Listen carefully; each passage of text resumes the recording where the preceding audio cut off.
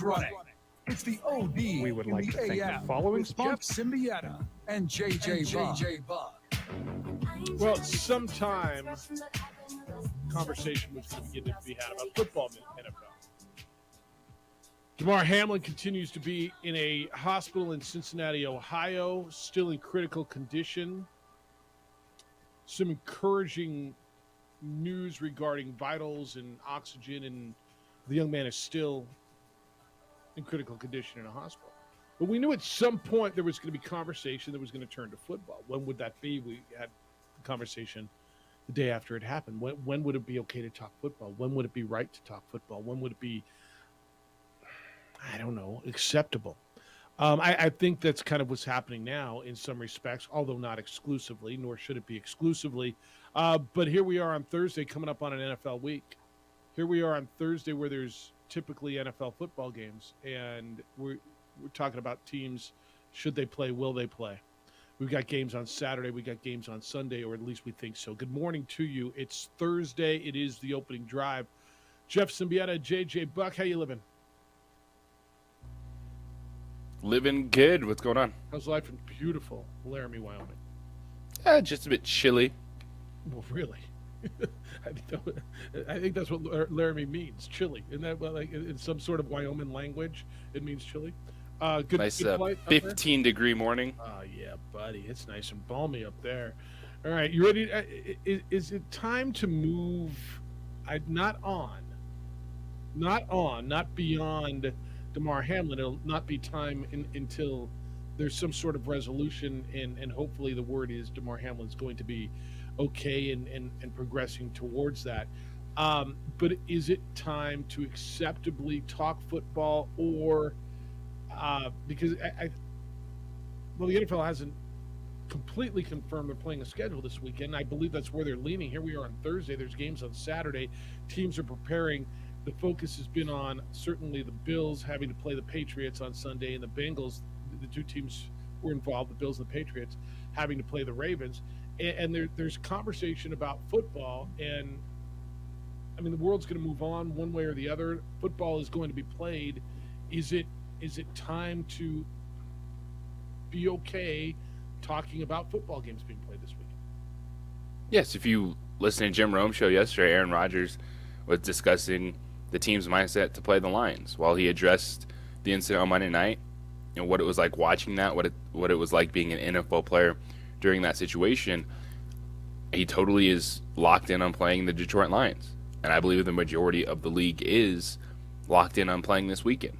And it's not a bad place to be. It doesn't mean that you don't care about Damar Hamlin. It doesn't mean that you're not scared of things happening.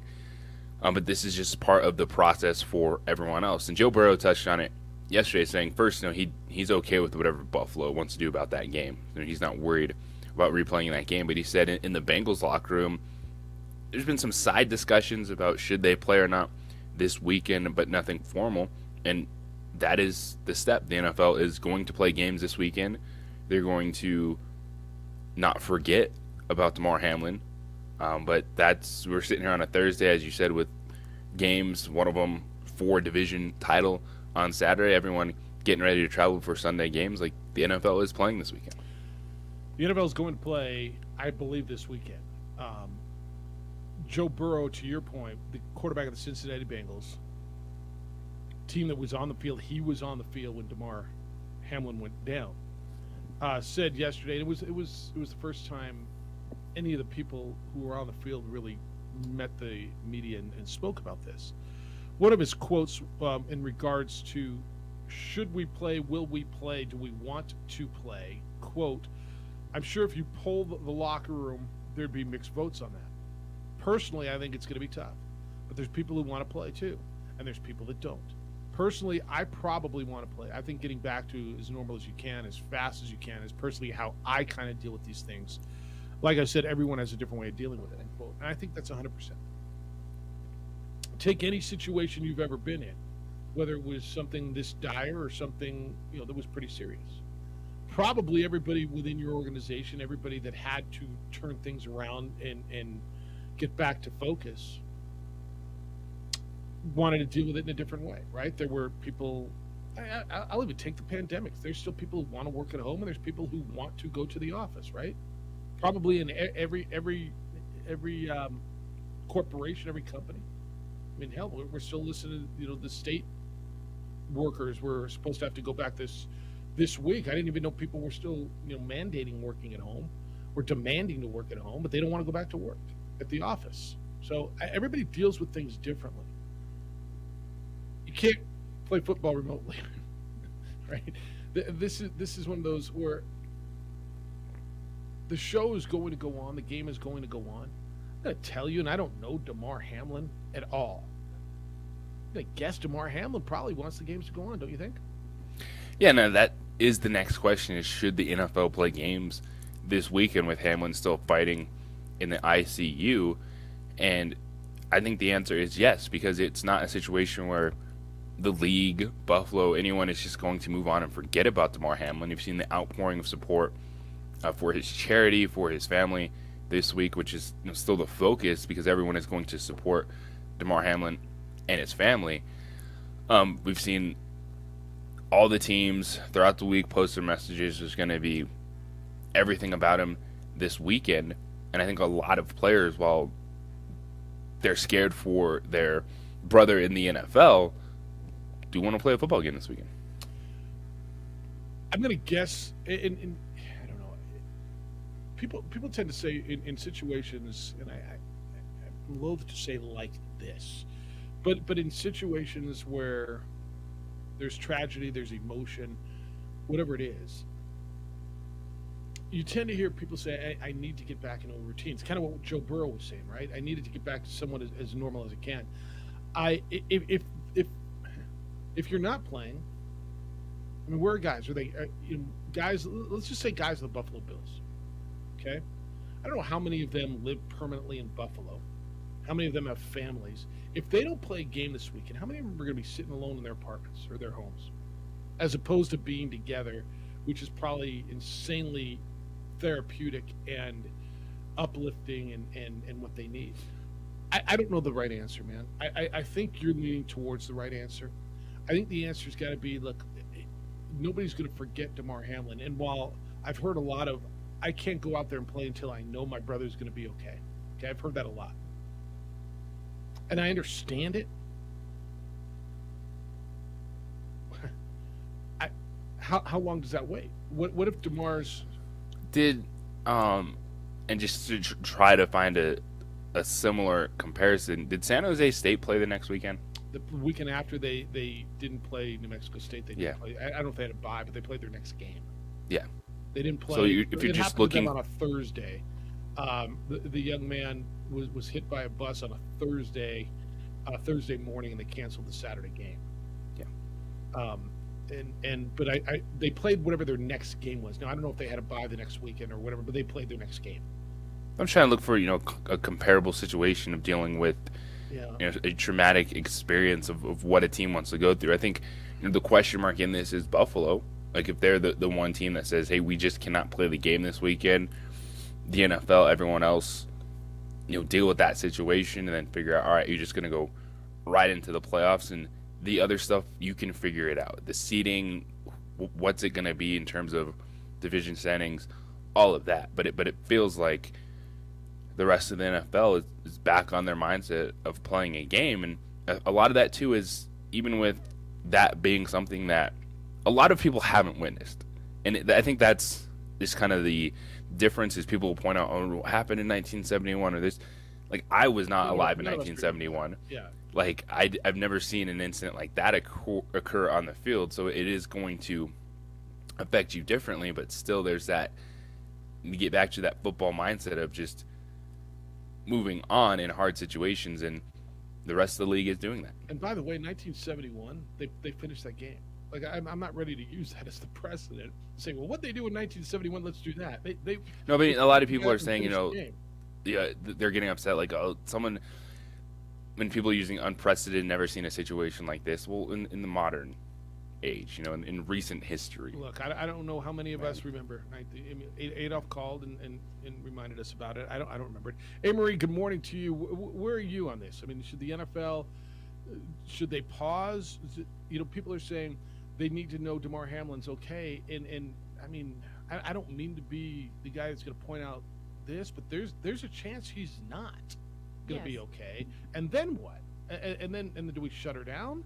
So where are you on this week? I don't think there is any right time to put on this situation, but I think they've handled it well. And I'm not saying the show must go on, but I'm sure a lot of players just want to continue to play too, maybe for him as well. I was even thinking last night what DeMar Hamlin was feeling. Right. He would probably want everyone out there continuing to play the game they live for, they love. Yeah, I would think that's. And I understand we have to take into consideration a lot of things here. What if this happens in the future? But there's a lot of unknown still, whether he makes it or not, or what actually happened. But I think that's what I was thinking of last time. Like, I guarantee he would want, and it's okay if players are not ready either. It's all okay. But I think they'll continue to play, and they should. See, that's what I said earlier. I don't know DeMar Hamlin at all. Neither do I. I can't speak for him. But I'm thinking he's like, guys, we live for this game. I would think that too. Blood, breathe, bleed. This is what we do. This is what I look forward to every day.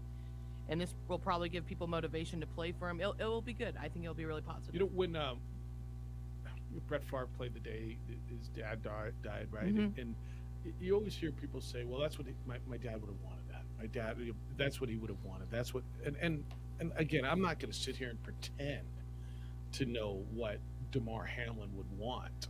But to your point, competitor or player, I think he would want his brothers, his teammates, to go out and be together and play. But that almost feels like almost a veiled little, I don't know, a screen on this thing and say, well, let's go out and play. There is a part of the show must go on. There is. There is. I mean, I know it's a part of callous. life, and it's harsh reality, but it's going to happen every day. People die every minute. Like, Yeah. No, I know it sounds callous, and there's people who say, well, why must the show go on? Why? Well, what are we doing? Right? This is horrific, and I'm not looking for any insensitivity here. But here we are on Thursday of game week. It's the next week. Time moves. DeMar Hamlin's reportedly improving, but still in critical condition. I think they're going to play. I think it's the right thing. If the Bills don't play, JJ, you've got a competitive issue that the league's really got to consider. Not only for them now, their opponent is playing to get into the playoffs, right? The Bills' opponent is playing to get in. So in the situation with the Bills and the Bengals, the two teams involved the other day, so if there's a non-result there, okay, it really doesn't affect much in regards to playoffs, but the Bills game this week absolutely does. Yeah, and for Buffalo hosting New England, that 7th seed in the AFC, it's difficult times, and if decisions have to be made, if Buffalo is unable to play this game this weekend, does it just go down again as no contest? I think people would lose their minds if the NFL made them forfeit the game. There's going to be some difficult decisions made, but even within that frustration for a team that might make or miss the playoffs from it, it is one of those situations where you just have to understand this is so unexpected that whatever comes down from it, you're going to have to deal with it and move on. All right, we'll get to the phones. 505-246-0610. Going to take this first break. Area code 505-246-0610. That's how to get to us today. It's the 377 Brewery hotline. Also, it is the text line. Emails Jeff or JJ at sportsanimalabq.com. On the Twitter _JJ Buck. Adrian's producing on ProView Networks. Watch the show. You may watch the show, Comcast Channel 26, or our Facebook page, the OD in the AM. Guest list, 8:30 this morning. Jerry Palm, he should be okay by now after that weekend Purdue just had, right? I mean, he should be okay to come out. We'll check with him. But CBS Sports' Jerry Palm is going to be with us at 8:30. You're ringing the phones. I want to hear what you have to say about this when we return. Thanks for being with us on a Thursday morning. You're listening to The Opening Drive on 95.9 FM and AM 610, the Sports Animal.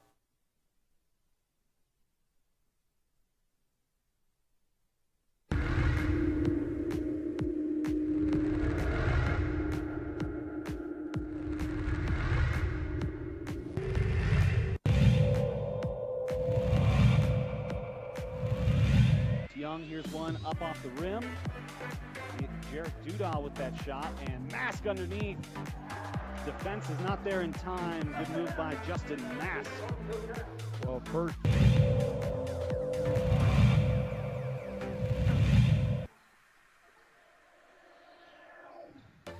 Nice pass. That's working that flex offense right there. And there's another timeout for Coach Varela.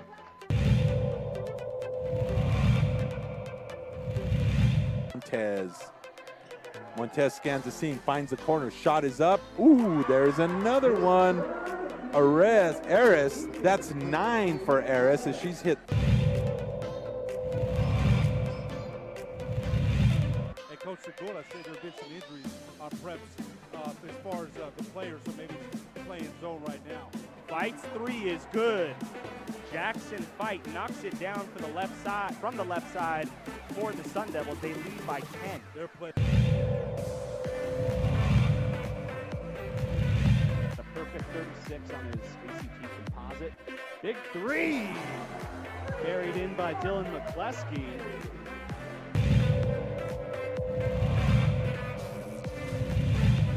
Trifectas of her own. Fires it off down low. Campos off the glass, and there it is.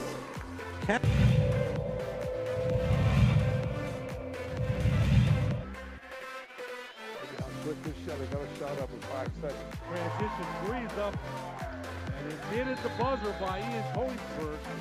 Picture perfect execution. Ball that hit the ground in 5 seconds.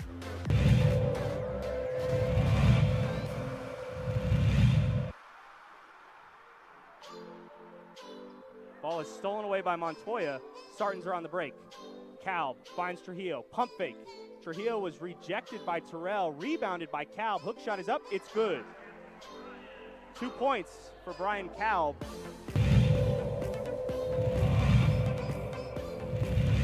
Go one-on-one, and this is good things usually have. Oh, great. H.A. Rivera with...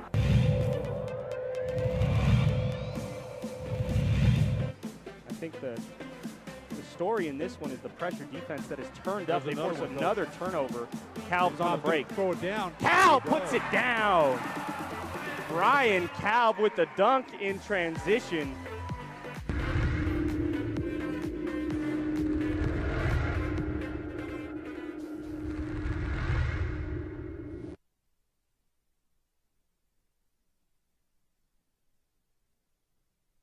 We would like to thank the following sponsors for making this broadcast possible.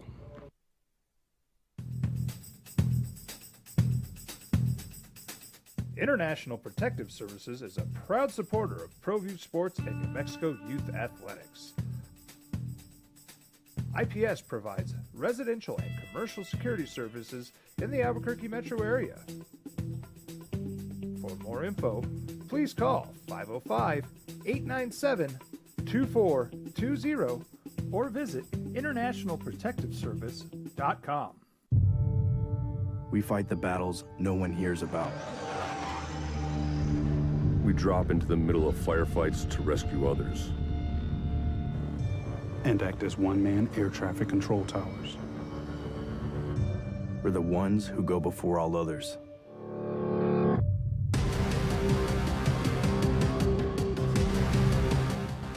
U.S. Air Force Special Warfare are proud supporters of ProView Sports. Don't sacrifice quality of flavor when you're in a hurry.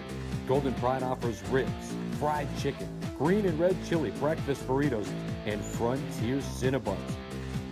4 great locations, or visit us online at goldenpride@abq.com. Golden Pride Barbecue Chicken and Ribs, proud supporter of ProView Sports Network. Hi everyone, my name is Master Sergeant Jacob Groves. I am a Air Force Special Warfare pararescueman. Air Force Special Warfare are proud supporters of ProView Network and New Mexico Youth Sports. Air Force Special Warfare operators are critical thinkers. They maintain a high level of fitness, they take initiative, and they don't quit. All right, so we're talking about the NFL, and are you okay that it's kind of moved towards talking about football again? Now, nobody's forgotten about Damar Hamlin, and I think you'll see something on every field, on every helmet or every jersey or every player there'll be a number 3 or something. And there will be no forgetting about Damar Hamlin. But should the show go on?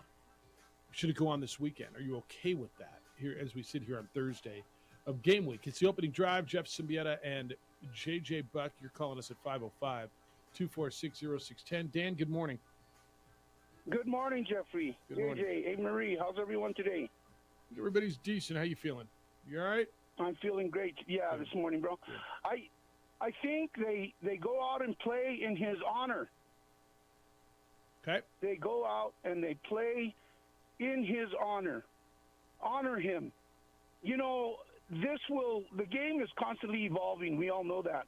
This will enhance their medical awareness, their medical readiness on the sidelines. I've seen the NFL improve over the years. They have the tent.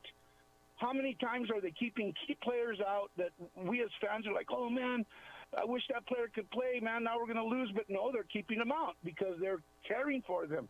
They care about them. So, you know, I think about it and I say, no, you go out, you play in the guy's honor, you play your butts off, and continue doing the thing that you love. You know, we're going to have the Damar Hamlin rule at some point, you know, where their readiness is enhanced on the sidelines to deal with something like this.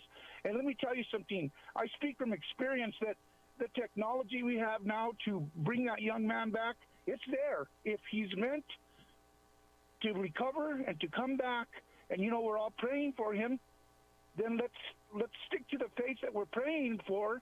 And if he's meant to recover, he will, because the technology is so incredible right now, Jeff. You know that he'll recover if he's meant to recover. But I believe that he would be the first one to say, guys, go out and play the game. Yeah, I think it's just, and I'm one of the most compassionate people that I know, but I think you go out and you do it in his honor. All right, Dan, be well. Okay. Appreciate Go you. Lobos. JJ, I think it's inarguable that the medical awareness, the readiness, the protocol has been enhanced to the point where it saved this young man's life, right? And from everything we've been told, everything we know, the reason this young man is even fighting for his life is because they were prepared, ready, and really, really good on site.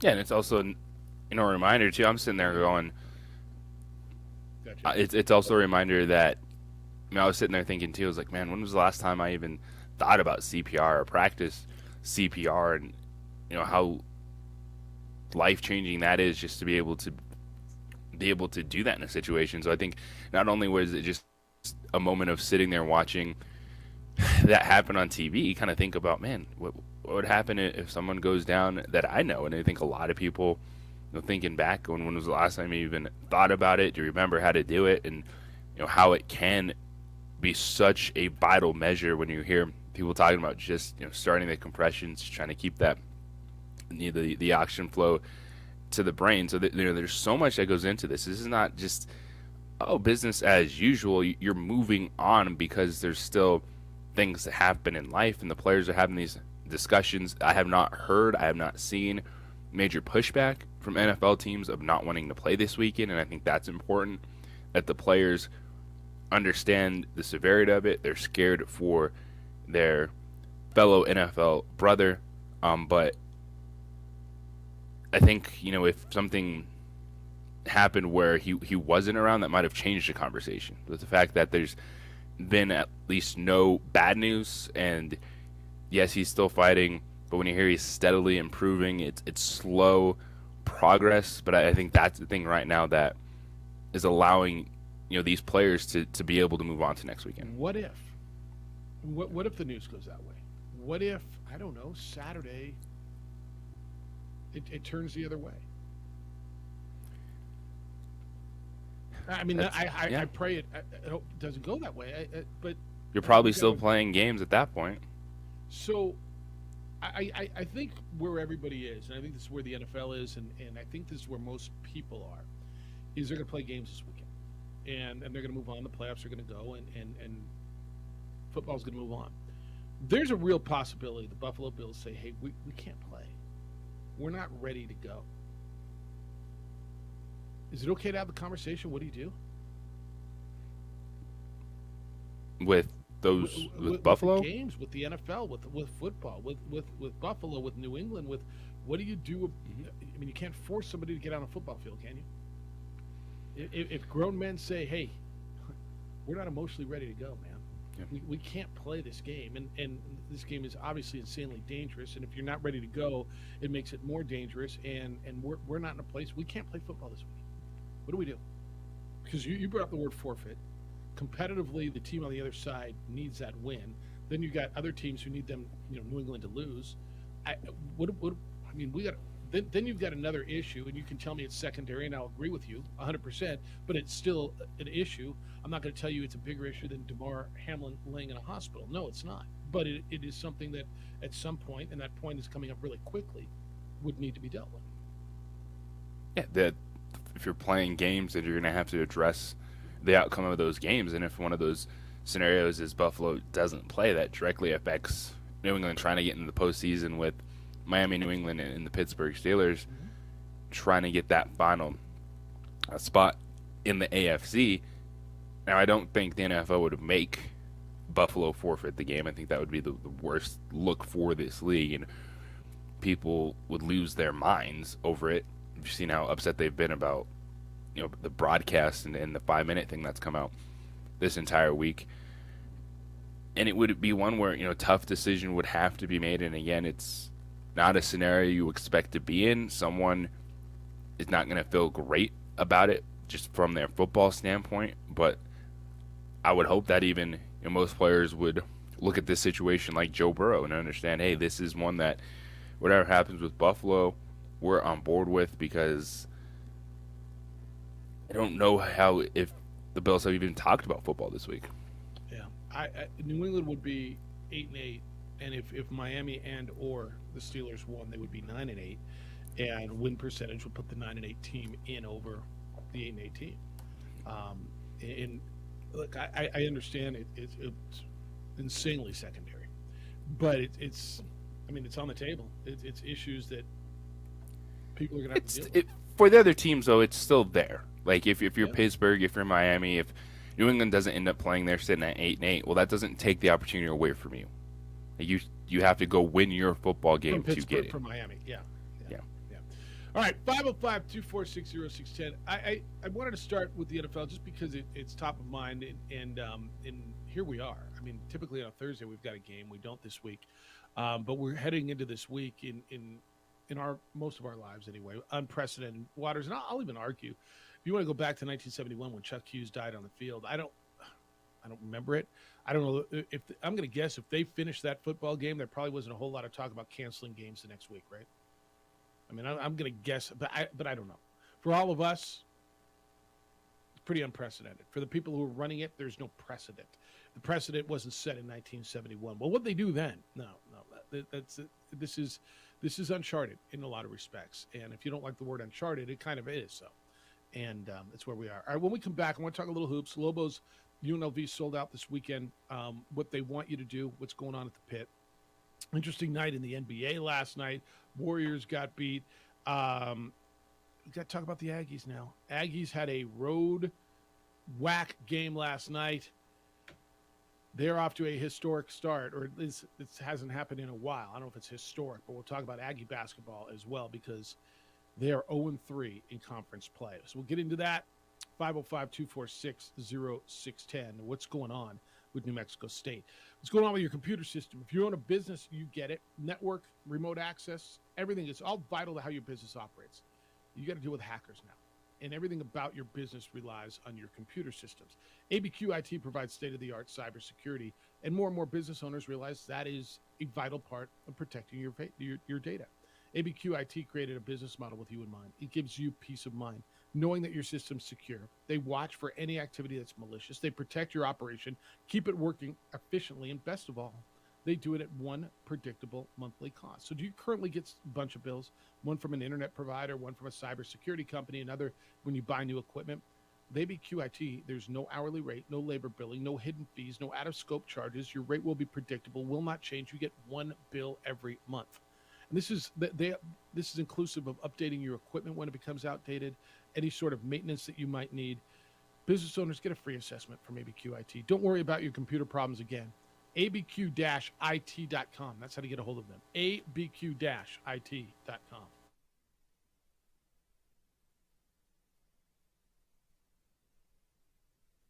We would like to thank the following sponsors for making this broadcast possible.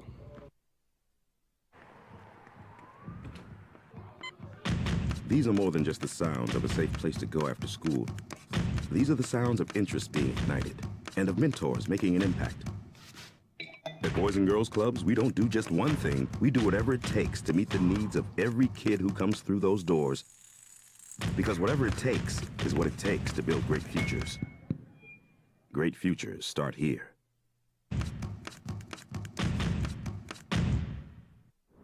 Hi everyone, my name is Master Sergeant Jacob Groves. I am a Air Force Special Warfare Pararescueman.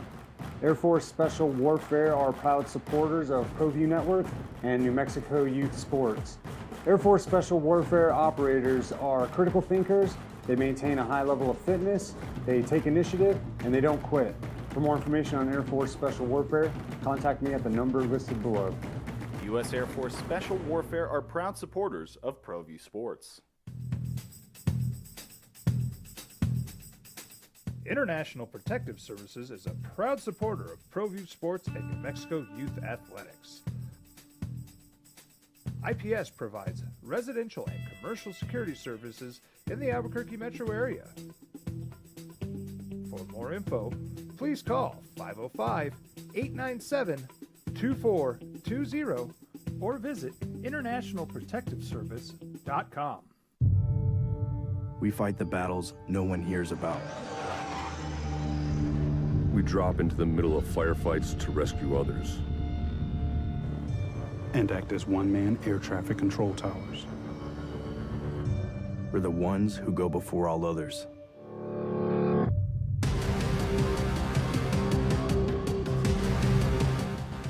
U.S. Air Force Special Warfare are proud supporters of ProView Sports. Well, I'm going to the frontier, walking to the cashier, order up a root beer and a number one. Cover it with green stuff, one scoop is not enough. Find a booth is real tough, back by the Duke. Meet my family, meet my friends in the quirkiest restaurant I have ever been. All of Albuquerque's favorite spot, it's the Frontier Restaurant. The Frontier Restaurant is a proud supporter of ProView Networks.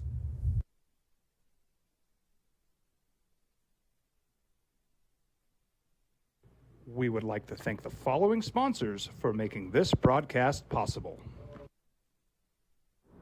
Hi everyone, my name is Master Sergeant Jacob Groves. I am a Air Force Special Warfare Pararescueman.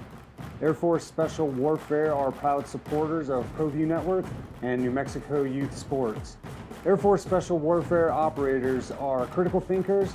They maintain a high level of fitness, they take initiative, and they don't quit. For more information on Air Force Special Warfare, contact me at the number listed below. U.S. Air Force Special Warfare are proud supporters of ProView Sports.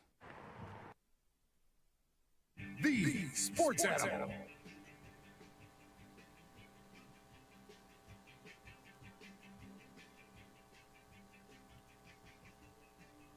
Aggie basketball on the road last night in Nacogdoches, Texas. They played Stephen F. Austin.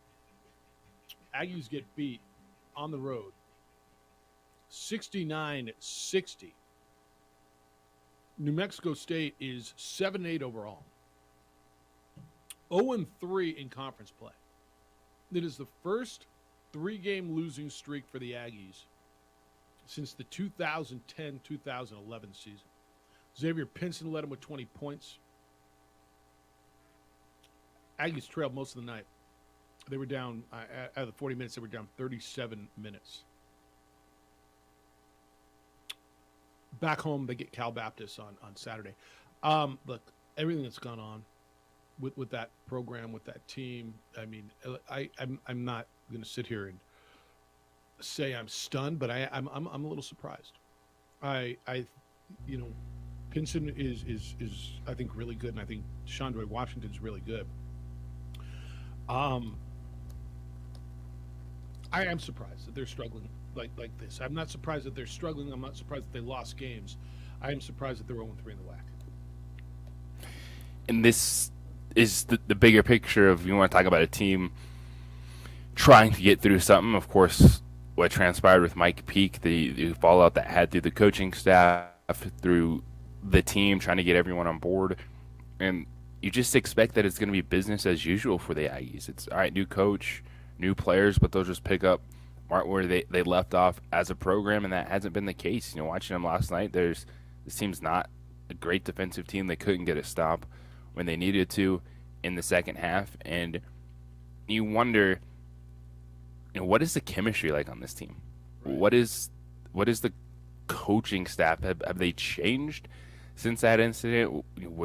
Are they different? Are the players not reacting to it? Because when you look at, you know, the basketball, they've been just off in certain areas, and I think that this year's team, if you took a realistic look at it, while you were excited about the players that they brought in, if you're an Aggie fan, that the JUCO resumes, guys that have been there, done that, it wasn't as cut and dry as past years of how good they were going to be right away. And so you have I think, questions of the team chemistry on the court, what the roles are going to be, and then everything else on top of that with the off-the-court issues, and you get a 7-8 team that hasn't won a conference game. Yeah, I don't know how they bring this thing around. Greg Heyer said after the game that nobody in that locker room has given up. No one is going to give up. And maybe that's right. I have look, I'm not around that team. I have no idea. In fact, I didn't really get to watch much of that last night at all. I know that at halftime they were down 31-24. I know that they're 0-3. I know that they out-rebounded Stephen F. Austin last night. But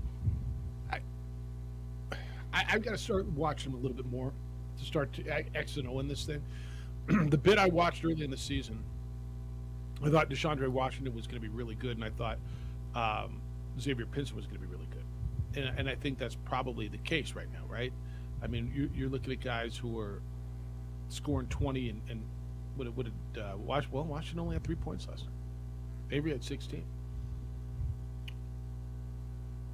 JJ, I think you hit it on the head. You know, everything that went down and the noise that was around it. I'll give you this. I think their football team gave them a little bit of cover, right? It's as loud as it was, and I don't think the noise is over, and as much coverage as there was. And I always say this: when you're in sports, when you're a team and you're on the A section of the paper, right? It's never good. I mean, it's almost never good, right? When you're on the opening segment of the news, when you're getting teased on the nightly news, it's not good. When they had to go through that, but I thought football kind of gave them cover because they were having the waiver and they got into a bowl game and all that was going on at the same time, and so they got a little cover there. But internally, they had to still deal with that. How big of a piece was Mike Peake to what they did basketball-wise, JJ?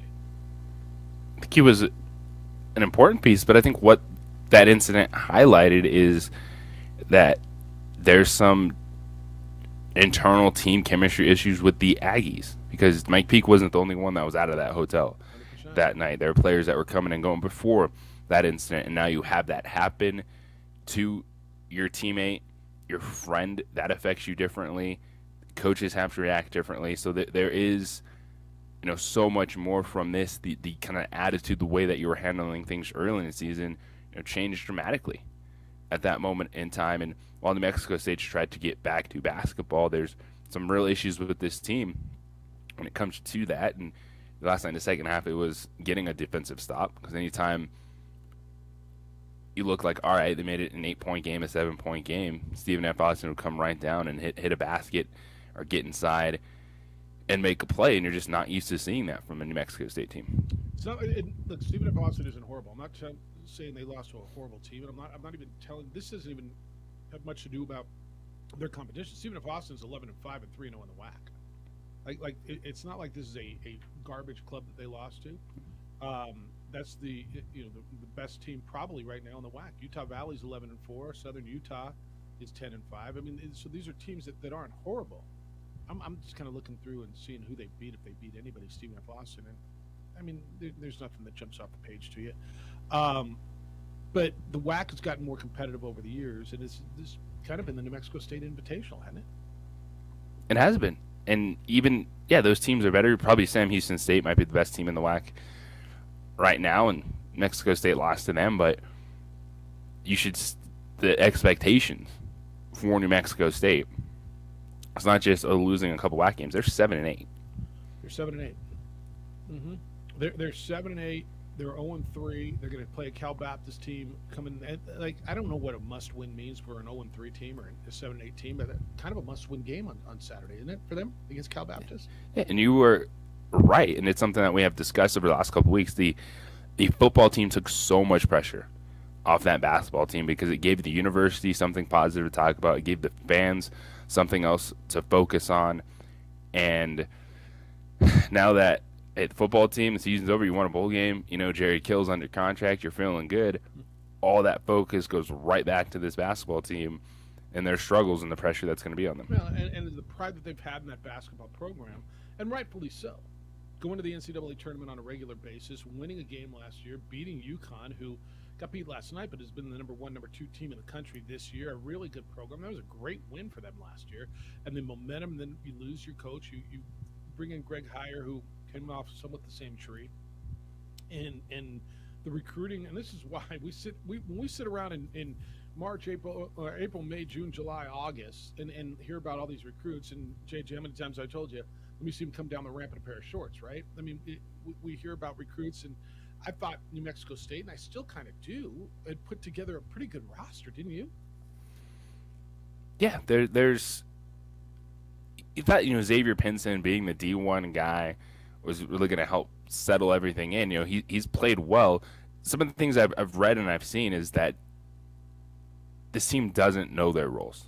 It's kind of just dudes that go out there and get theirs, and there's not that buy-in. There's not that togetherness, and you can understand why some of the chemistry issues might still be difficult with everything that this team has gone through. But it's still, it's a different level, and they brought in a lot of guys that were expected to play at a high level right away. That the JUCO to D1 step, you're going to have some bumps in the road, and I'm looking too, and I think from that incident, I think they lost the player in the rotation that doesn't travel with them on the road, so that's another hit. All right, Aggie fan, where are you on your basketball team? Well, Lobo fan is in euphoria, and they sold out the pit this weekend, and UNLV's coming in, and the Lobos are ranked, and we're the last unbeaten team in America. Aggie fan, where are you on hoops right now? You had a pretty good run football-wise, a really good run football-wise, but you've hung your hat on hoops. Where are you? We never got to see Lobos and Aggies play this year. We're not going to. But I want your thoughts at 505-246-0610. Mountain West last night, Nevada stayed undefeated in conference play. They used a 13-1 run at the end of the first half, beat Colorado State in Reno last night 80-69. Steve Alford's Wolfpack is 13-3 overall, 3-0 in the Mountain West. Is that the biggest surprise? That was a good game. I'm watching that second half last night. Colorado State was pushing Nevada, but here's the thing. Steve Alford's team, they play hard. They have just strength at positions, and it's a coaching job that is phenomenal because there were massive talent questions coming in to this season for Nevada, and they're looking pretty good. No doubt. I mean, no doubt. Where were they picked? I mean, in the bottom few, right? Yeah. Wherever, I mean, the bottom few in the Mountain West. All right, 505-246-0610. Aggie fan, I'm curious. Like you've been really, really quiet in regards to where you are basketball-wise. I just got a text or an email. I'll read it to you on Aggie football. But you've hung your hat on this program for a long time. You're going into a new league next year. You've dominated this league. You're 0-3 in conference play. You see it getting better? I mean, it's beyond 3 days in Vegas now. It might even be 4. 505-246-0610. Hey, it's a new year. You got resolutions? Resolutions that are going to fade away in weeks? How about making a resolution that you can actually keep, that will make you feel better, that will make you look better for a long time? Schedule an appointment with NewMail. Numale helps with things like depression, weight gain, even erectile dysfunction, guys. But for men and ladies who are dealing with hair loss, Numale has state-of-the-art options that will help you. Call Numale at 505-652-1688, 505-652-1688, or you can go online at Numale, NUMALE.com. Numale's professionals will walk you through the options. You will pick what's best for you to regrow hair. Platelet-rich plasma hair therapy that uses your own platelets, stimulates stem cells, deepen your hair follicle to stop hair loss, regrows hair.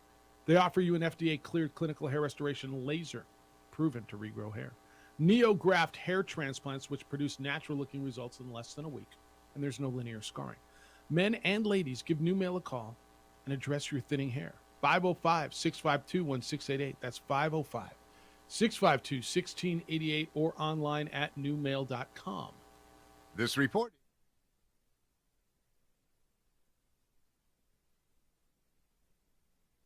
We would like to thank the following sponsors for making this broadcast possible.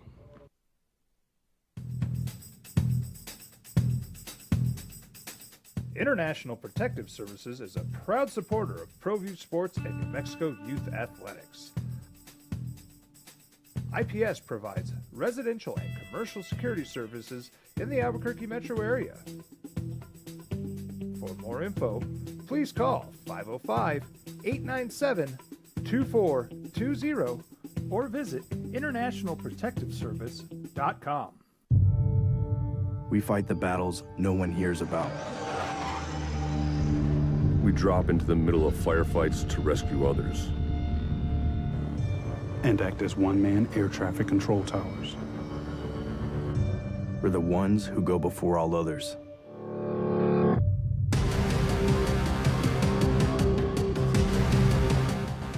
U.S. Air Force Special Warfare are proud supporters of ProView Sports.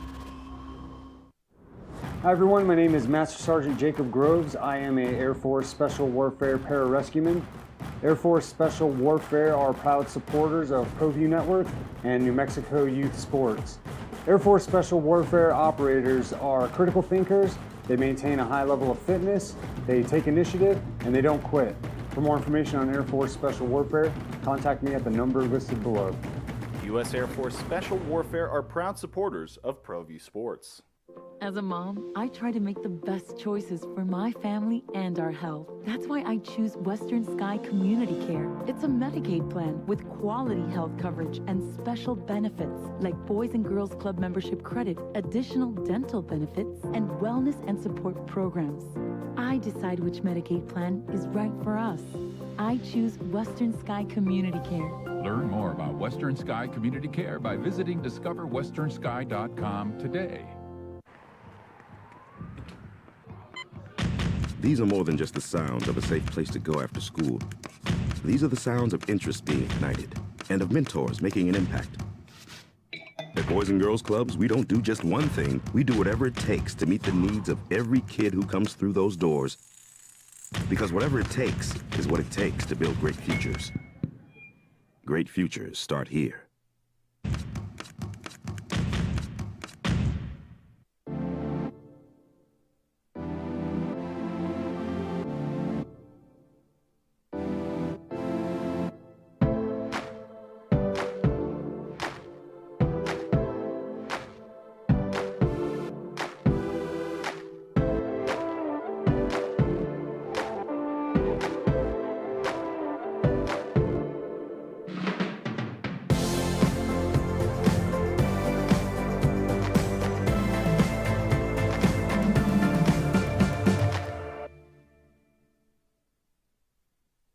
We would like to thank the following sponsors for making this broadcast possible.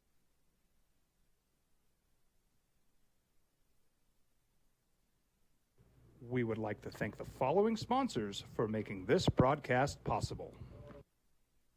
For 50 years, Clark's Pet Emporium has been your pet's favorite stop. Fish, birds, cats, dogs, reptiles, and small animals. Clark's has built a tradition of friendly, knowledgeable service focused on affordable, quality pet care products and food. Locally owned and operated with 2 convenient locations for all your pet needs, including an extensive selection of gifts for both owners and pets. 11200 Manal Northeast or 4914 Lomas Northeast. Clark's Pet Emporium is celebrating 50 years. Thank you, Albuquerque, the Pet Supply Superstore. ClarksPets.com. Dream Style Stucco. Stucco is the way to go.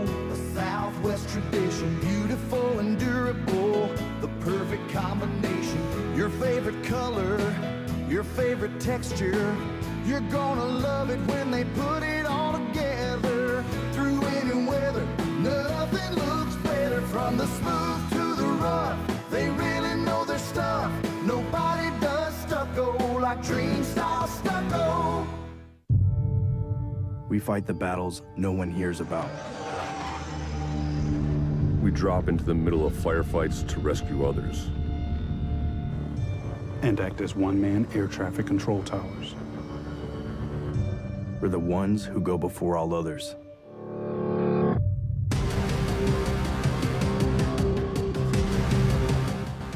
U.S. Air Force Special Warfare are proud supporters of ProView Sports. For your business or your home, Valley Fence stands alone. We're number one in New Mexico for a reason. It's the best fence you can own. Sports Animal.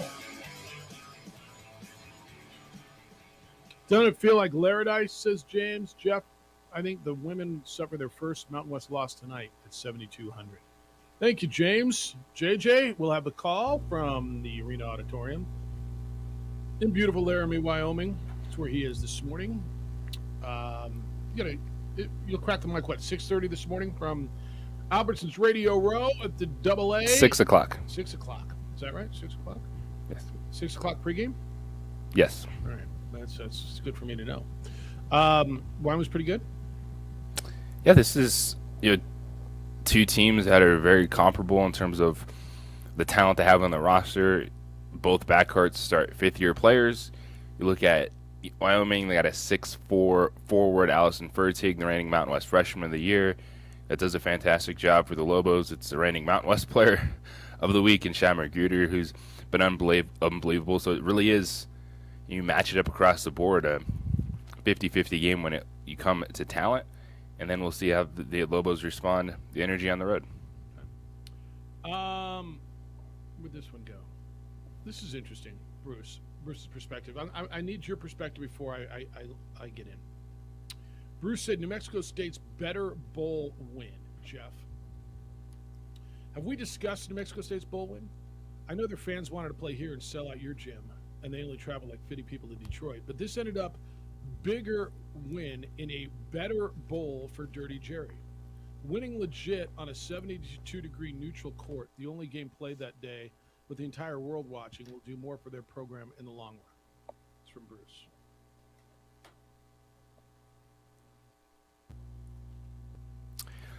Well, the better bowl seems like a shot that he's just trying to get under your skin. Okay.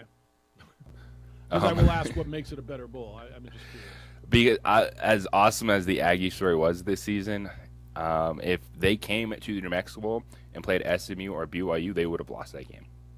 Maybe. I think they would have. But I don't think you can argue that they played a better opponent there. They did not. I don't know, a better bowl on Monday afternoon. And look, please, this was a great opportunity for them.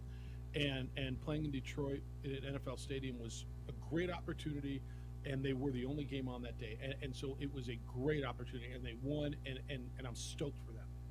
I'm going to struggle, and if it was a jab at us, that's fine. I don't know what makes them a better bowl, but I mean, primetime on Saturday night on ABC, it's a pretty good spot. Well, it's the mindset that people have that it's a New Mexico Bowl. So if New Mexico or New Mexico State are in the bowl game, everything's going to be geared in their favor. And if it's in New Mexico, it can't be good as it is in Detroit. Is that what that was from Bruce? Just curious. Probably. All right. So it was probably a jab at me then. I'm cool with that. I'm trying to understand it. I'm trying to understand how. And I haven't seen their numbers. I've seen our numbers. And so with the entire world watching, I don't know for a fact, and I guess I could probably find them somewhere, and I will now. But the viewership on our game probably was better. I don't know. Like this is one where you don't. If you want to say that you appreciate New Mexico State is winning bowl games outside of the state, okay. Yeah, I'm stoked for them. Like the Arizona Bowl, and then the Quick Lane Bowl with what we've seen them do over the last 5 seasons, that is really impressive. And then you hope that if the opportunity arises and they do get that invitation to the Mexico Bowl at some point in time, that they'll put their money where their mouth is and make it a crazy game in Albuquerque. Yeah. No, look, I haven't seen their numbers yet, but all right, what else I got? 505-246-0610, your emails, jeff@sportsanimallabq.com. Ron says, can I be brutally honest, Jeffy? If these were 2 4-12 clubs, let's talk about the NFL, or this was a September game with lots of time to reschedule, nobody would care. Most folks would have said their prayers but moved on from DeMar Hamlin, and we'd be talking Thursday Night Football like normal. I don't know. So you think this happened in September, or these teams weren't good, nobody would be... You think the only reason people care about a young man fighting for his life is because the teams are fighting for the playoffs? I disagree. Now, no. If it was in September, would they have found ways to reschedule later, move schedule? I do think that there'd have been more runway to reschedule. I'll give you that. Yeah, but people would have still cared because this is different. This isn't, hey, we got the update 2 hours later, the dude's at the hospital and he's doing good. In a normal situation. Yeah. All right, Jerry Palm's going to be with us at 8:30 from CBSSports.com. We'll talk about the College Football Playoff Championship game that is going on Monday in Los Angeles. Get a little hoops in there as well. Maybe a wrap-up on bowl season. 505-246-0610 is how to get here. JJ's in Laradice. A-Marie and I and Adrian are here in Burque. It's the opening drive. Thanks for being with us on a Thursday, 95.9 FM and AM 610 Sports Animal.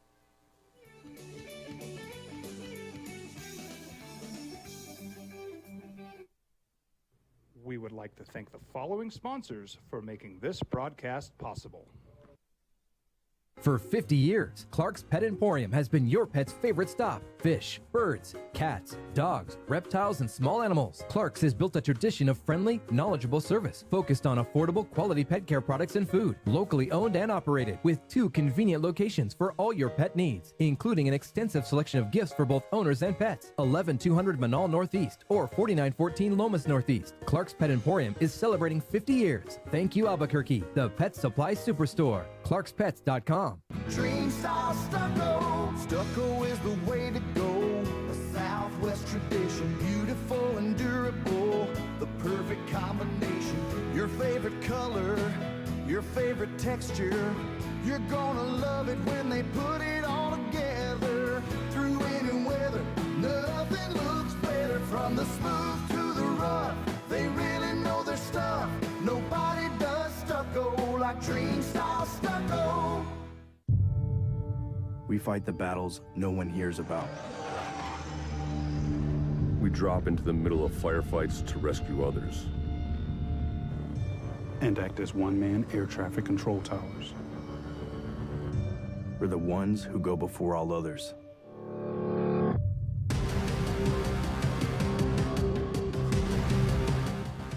U.S. Air Force Special Warfare are proud supporters of ProView Sports. For your business or your home, Valley Fence stands alone. We're number 1 in New Mexico for a reason. It's the best fence you can own. Proudly serving New Mexico for over 50 years. At Valley Fence, the difference is clear. No fence too big, too small, or difficult. We handle them all at Valley Fence Company. For 50 years, Clark's Pet Emporium has been your pet's favorite stop. Fish, birds, cats, dogs, reptiles, and small animals. Clark's has built a tradition of friendly, knowledgeable service focused on affordable, quality pet care products and food. Locally owned and operated with 2 convenient locations for all your pet needs, including an extensive selection of gifts for both owners and pets. 11200 Manal Northeast or 4914 Lomas Northeast. Clark's Pet Emporium is celebrating 50 years. Thank you, Albuquerque, the Pet Supply Superstore. ClarksPets.com.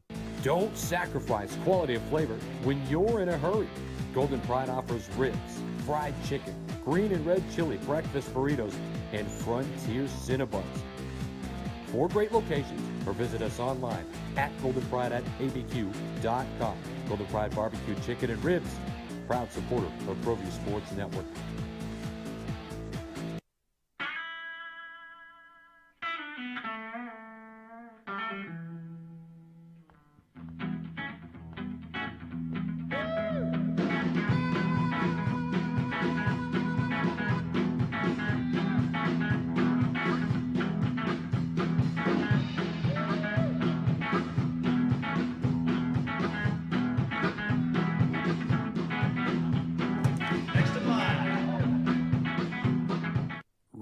is a proud supporter of ProView Networks.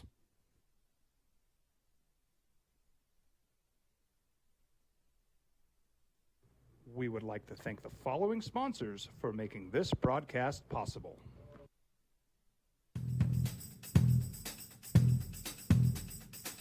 International Protective Services is a proud supporter of ProView Sports and New Mexico Youth Athletics. IPS provides residential and commercial security services in the Albuquerque metro area. Big weekend around here. It's the opening drive. Jeff, JJ, A. Marie, and Adrian. Sold out Lobo game at the Pit on Saturday against UNLV. Lobo women are on the road tonight. They will be up in Laradice, where JJ will have the call here on the Sports Animal. Saturday's game against UNLV. A couple things to keep in mind. You gonna be back for that? What time's your game on Saturday? I'm planning on being in attendance on Saturday. Right, so you got a day game, right? Yeah, you got a day game against Colorado State up there, and then you guys fly back. 7:30 tip-off. All right, 7:30 tip-off. It is sold out for the first time since the 2014-2015 season. So look, what does that mean? That means large crowds. That means there's going to be some traffic getting in. That means there's going to be a little extra line at the security. Do yourself a favor. This isn't for me. This isn't for Eddie Nunez. This isn't for... Do yourself a favor and get there a little earlier. So if you typically show up 15 minutes before a game and you have your parking pass and then you go in, make it 40 minutes early. Like just do yourself a favor. There's going to be longer lines to get in. There's going to be the security. You're going to get wanded. All of that stuff. Okay? Do yourself a favor and get there early. The doors open at 6. They're also asking you to wear white. This is a white out game, so you're encouraged to come to the game wearing white. Did you ever find tickets, by the way? No. Still looking for tickets? Well, you need. Well, what? People are on the fence. They said they might have some, so we'll see what happens Saturday. Yeah, like I only have 2. Addie wants to go with me, so I'm going to use our tickets instead of using my pass, right? Mhm. But I'll just like, well, okay. Yeah, sorry. And so then it's like, well, you two could go and I could use my pass, but Addie kind of wanted to hang out the game with me, and so I told her that last night as she was going to be like, thanks, Dad. Thanks, Dad. So yeah, I mean, so That's gonna be awesome. She's pumped. Look, she's kind of into it now. I love it. Yeah, she was all fired. Like, went to the Academy Pius game the other night. She was all about that. Yes. She's like, maybe I want to go to Carolina, Dad. We're watching the UNC game last night.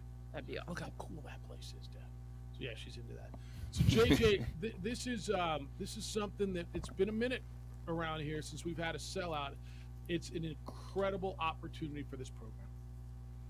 It's huge. This stretch of games for New Mexico, we got UNLV, Oral Roberts at San Diego State. It's resume building time. It's bounce back time. You're going to find out what this team is made of coming off the loss, which was frustrating. And it goes down on the resume as a bad loss, and that is the conversation you want to have about this team, where it's not just 3 days in Vegas. You're talking big picture. You're talking avoiding bad losses so you can build that at-large resume, and the Lobos have to start climbing back in that direction.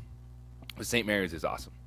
But you look at San Francisco, that's going to be on the cusp of a top 100 team. SMU's not good this season. So these are the games you got to get in Mountain West play to start building a resume, especially at home against a UNLV team that they're desperate right now, because UNLV, New Mexico, heck, Utah State, all these teams came into conference play feeling the same way, like, hey, why not us? I know everyone's looking at the Aztecs, but we'll be the team that throws our hat in the ring and nips at their heels in conference play. We'll put together an at-large resume. And now UNLV, who's sitting on a big win themselves against Dayton, is like, uh-oh, we just kind of lost our margin for error in the first 2 games, and this would be a huge game for them. So it should be excellent, man. That's the beauty of the Mountain West this season, is a lot of good teams, a lot of tough games. And to get the sellout at the Pit, the energy is insane. And here's the thing, too, Jeff, is we got it. I think a lot of fans got it out of their system yesterday. They went through the frustration. They lost. And they're going to be right back in it on Saturday, ready for that game. All right, so that's Saturday. Monday, and if it wasn't on your initial schedule, because it was an added game. So Monday they're playing Oral Roberts at the Pit, and JJ just alluded to that. This is if it's in your season ticket. If you have season tickets, you were sent tickets separately. 7 o'clock tip-off on Monday at the Pit. Doors will open at 5:30. Again, they're expecting big crowds. Sold out. Well, I don't know if they're expecting to sell out on Monday. Monday. You think Monday they are? No, I don't know. I mean, that'd be wonderful. I hope. And that's going to be up against the CFP But it's gonna be championship packed, game. probably. It'll be a good crowd. It's up against the college football championship game, which is, but bring your phone. You can watch it on your phone. You can do both. So this is an extra game. Oral Roberts is 12-3. They're unbeaten in the Summit League. They're 3-0. They're coming off a 19-12 record last year. They went to the Sweet 16 of the NCAA tournament in the 2020-2021 season. This is a good opponent. So that's what you got in front of you. I think there's a couple of things just to keep in mind here. First and foremost, just for you. So we don't have to sit here on Monday and take your calls about the lines that were long. I'm just going to tell you, there's going to be lines, okay? There's going to be lines when you go to get a beer. There's going to be a line to get in, especially if you get there late. That's the beauty of having a sellout Good crowd. problem. Good problem. If you go to the SoFi for the national championship game on Monday, you will stand in line for a beer. By the way, Jeff, why are they not letting them tailgate? At SoFi? They're not letting them I don't tailgate. know. I heard that too. I don't know. I have no. I've never been to a game there. I don't know yet. The college tailgates are the best. Well, and I've had a few at some of those games, at the championship games, and I like them a lot. So I don't know the answer. I don't know the answer. But get there early, and they're asking for a whiteout on Saturday. So, all right, I think people are excited, man. I think people are pumped. This is the first time, honestly, when I told Audra like I'm taking Addie, that was the first time I think I've heard her kind of disappointed that I didn't have an extra ticket for her to go to the game. I felt horrible. Like I maybe I shouldn't go. Maybe I'll send it. But Addie wants to go with me. Come on. She wants Come to go. on. Give Audrey your pass. Yeah, you can't. Do you read the back of that? That's non-giveawayable, not shareable. What's the word? Come on, don't they know who you are? Don't you read the back of that? Why don't you let? I'll Never find mind. her I won't ticket. say this on the radio. I'll find her a ticket and let her hang out with the people up in the suites or something. Yeah, I gotta find one for her. I'm sure there'll be some on Saturday available.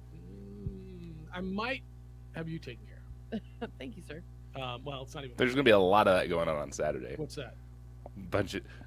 I might have you, buddy. I might have your friend. Let's go Also, outside. Let's see what last-second happens. People might not be able to go. There might be last-minute tickets available. Transferable is the word, by the way. My pass is not transferable. Thank you. Thank you, Eddie. Oh, thank you, Eddie. Just kidding, Eddie Nunez, by the way. We're not trying to I pull would anything here. I would never do that. We would never do Shouldn't the superstar A. Marie have her own pass? What I feel bad about is I just snoozed on it. My cousins were like, as this job, people contact you for stuff. And my family wants to go to the game, which I'm excited because they haven't gone to a game in a very long time. And this is the one. This one they want to go to. Everybody's pumped about it. And I was like, I'm not expecting free tickets. I went on to go buy them even, and I was like, oh man, good problem though. I like it. The crazy part about this is it's fallen right. It's a Saturday night. It's a 7:30 start. It's and your team's playing well. It's against a name. I'm that having a still pregame resonates. party. Are you at 377? Yep. Can Addie come? Yes. Kids, dogs. Everyone can come. What about cats? Cats acceptable? Cats can come. Really? Animals can come. Horses. I think this is playing out perfectly. And I think, to your point, JJ, everybody got the loss out of their system yesterday. And they understand that it was a loss and you're still really, really good and that there's something special that's going on there. Now, it's a big game. You talked about the stretch they're in, right? They have that game that they dropped on Tuesday night. They have the Rebels, a good Oral Roberts team, and they got to go to San Diego to play the team that's probably still the favorite in this league, right? Would you still say San Diego State's the favorite in this league? That's actually the favorite, yes. Even coming into conference play, I gave them the edge over the Lobos because they deserve it.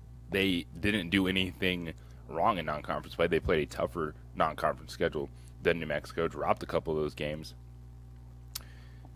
And they should still be the favorites and the team to beat, which makes it really interesting when you look at the teams that are in that mix with New Mexico, Utah State, Nevada. But Viejas will be popping next Saturday. Yeah. The Lobos going in there. And just to renew that, I mean, those of us who remember what San Diego State and New Mexico was like, 6-7 years ago, it was spectacular. It was one of the great. Tell me if I'm exaggerating this, because I was living it. But wasn't it one of the great budding rivalries in America in basketball at that point? With Alfred and Fisher and those two teams going back and forth, playing each other usually 3 times a year because they met in Vegas with so much on the line. Those fan bases that they really, really cared.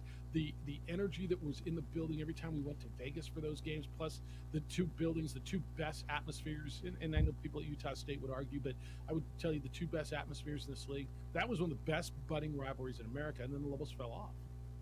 Yeah, it was a great stretch of basketball because they also backed it up, as you said, in the Mountain West tournament. Yeah. And they played for a Mountain West title against each other, and that was an unbelievable game. It was like old school throwback basketball. You scored 37 points, you're going to beat the other team. But it was great games, great moments for both programs. And two, if you have the Lobos, it's important go into San Diego State with some momentum for them, because the Aztecs, I think their fan base too is waiting for, all right, when are we going to get up for a home game? When are we going to have our standout? So if New Mexico can go 2-0 at home and then bring that momentum right back, then Viejas is going to be crazy next weekend. Well, if you listen to their fan base, as much as they're getting a kick out of the Lobo fans being so active on social media, right? Because it's like where you've been for the last 5 years. They wanted New Mexico to be undefeated going in there because they really wanted to be the team that knocked them off, not Fresno State, and they believe that's what's going to happen. We got a good stretch, man. We got a really, really fun stretch coming up. But again, get there early. That's the key. And if you get there at 7:15 and have to stand in line and you miss it's on you, boys and girls. It's on you. And can you and I make a pact on Monday? I know somebody's going to test me on this. Can I hang up on anybody who calls and complains about a line because they showed up late? Yeah. Is that fair on Monday? 110%. Okay. Unless something terrible happens. But if you show up at 7:10, like their ability to take tickets goes down. Okay. If you are stuck in a line for a sold-out game for X amount of time, it's going to happen. You had to stand in line for a beer. You know what, man? That's what happens. It's a really you don't complain much when you go out to the Pavilion for a sold-out concert, do you? And you got to stand in line for a beer. So, and they're way more expensive there, by the way. Way more expensive. Jerry Palm's going to be with us at the bottom of the hour. That means 8:30. We can talk to him about the college football playoff, college hoops. Make sure he's okay after that Purdue weekend he just had. So we'll do that coming up at 8:30 this morning. Holidays are now past. It's time to take care of you and to take care of your vehicle. It's the perfect time to call On the Spot Automotive Detailing. On the Spot Automotive Detailing comes to you when it's convenient for you, where it's convenient for you. They detail your car. Inside, outside, under the hood, around the rims, under the seats, your car will look, feel, and smell brand new when they are done. Odds are you're going to have that vehicle for quite a while. Take care of it. Also ask them about ceramic coating applied by hand. It's the best way to protect your paint, and On the Spot offers a lifetime warranty. It starts at $250. They also offer a military discount of 10%. Schedule online, otsdetailing.com, or call them at 505-859-2859. That's 505-859-2859. This report is...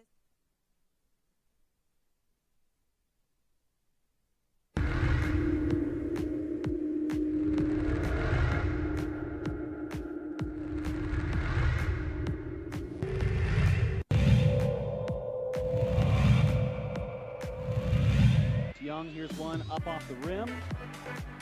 Jarek Dudal with that shot, and Mask underneath. Defense is not there in time. Good move by Justin Mask. Well, first.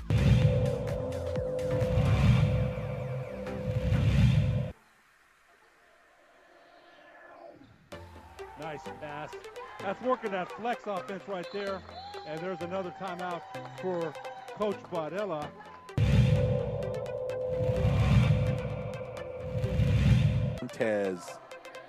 Montez scans the scene, finds the corner, shot is up. Ooh, there's another one. Aris, that's 9 for Aris as she's hit. And Coach Segura said there have been some injuries on preps as far as the players, so maybe playing zone right now. Fight's three is good. Jackson Fight knocks it down for the left side, from the left side for the Sun Devils. They lead by 10. They're playing. The perfect 36 on his ACT composite. Big three! Buried in by Dylan McCleskey.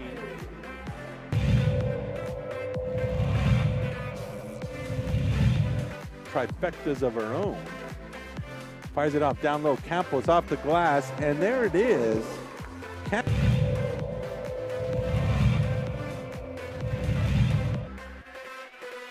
how quick this shot. They got a shot up with 5 seconds. Transition threes up, and it's hit at the buzzer by Ian Tonsberg. Picture perfect execution. Ball that hit the ground in 5 seconds.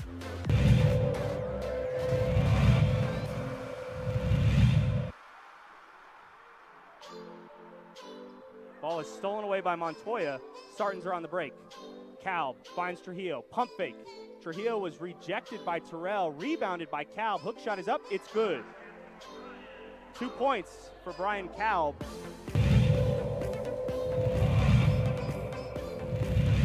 Go one-on-one, and this is good things usually have. Oh, great. H.A. Rivera.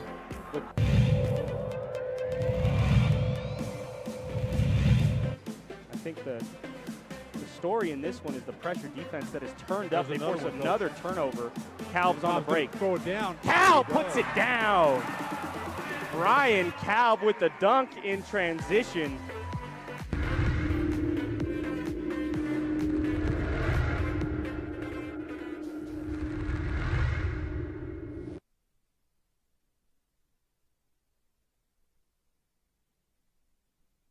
We would like to thank the following sponsors for making this broadcast possible.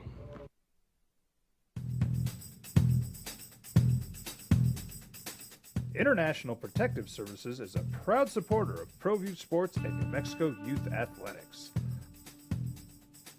IPS provides residential and commercial security services in the Albuquerque metro area. For more info, please call 505-897-2420 or visit internationalprotectiveservice.com. We fight the battles no one hears about. We drop into the middle of firefights to rescue others. And act as one-man air traffic control towers. We're the ones who go before all others.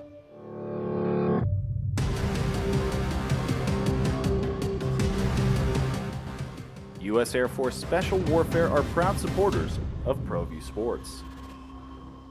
Don't sacrifice quality of flavor when you're in a hurry. Golden Pride offers ribs, fried chicken, green and red chili breakfast burritos, and Frontier Cinnabons. 4 great locations, or visit us online at goldenpride@abq.com.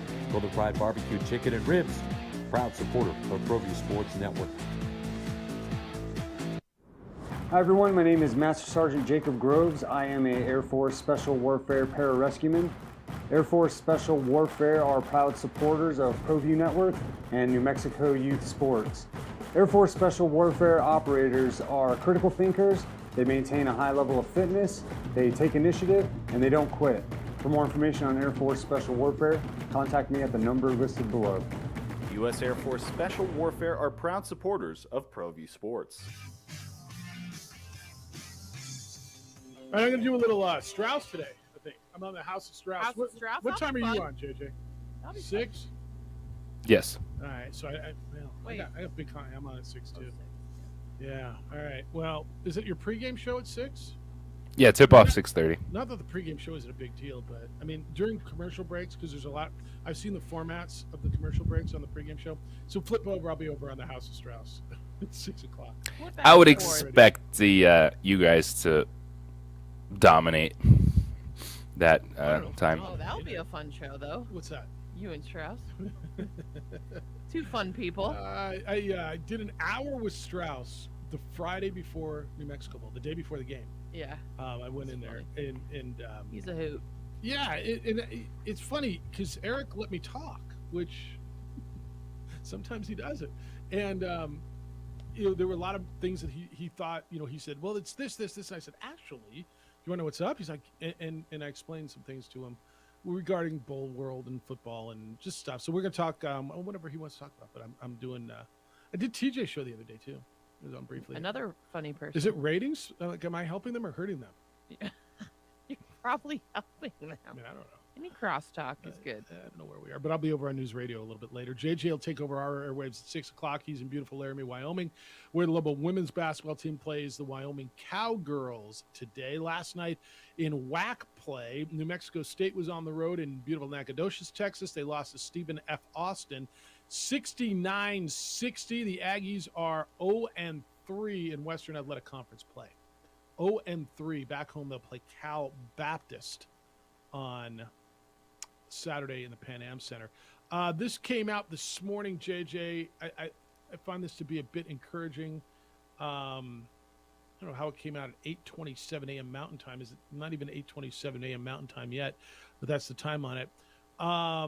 Damar Hamlin, hospitalized, has shown signs of improvement that were observed in the overnight. So, again, we talked a lot of NFL early. And when is it okay to talk about the games? And is it, at some point, you got to figure out how we moving. How we moving. And, there's been a lot of talk about it this morning. That time is right now. There's games scheduled this weekend. Teams are preparing to play those games. There's a lot of emotions that NFL players and fans went through this week. But there also hasn't been a big pushback from the league wanting to postpone these games. Players, while Joe Burrow, this Bengals quarterback, said there's some side discussions with his team, given the fact they were the ones on the field too and were there firsthand for the Hamlin situation, but nothing formal. And I think the league would have listened if there was a push. But this is a situation where right now players are thinking about Hamlin. They understand how scary things can be, but they also got Week 18 circled on their calendar, and they're ready to finish the season. Well, they all got a job to do too, and there's the word professional, and there's the human piece to it, because every one of them is a human being. They've got a dangerous job that they've got to be completely 100% mind focused and to be in that position to play. And if they're not, I think you put yourself in further peril. But at some point it goes on. Now you can have the argument. If you want to have the argument, is that point now? Should it be now? We can have that discussion. And I think the NFL's having that discussion. When should it be? It is now the right time. It feels like they're leaning that way. The Bengals, who are the other team on the field, are leaning that way. It feels like the one question mark at this point, and maybe there's two, maybe the Bengals are still a question mark, is the Bills. Do they play this weekend?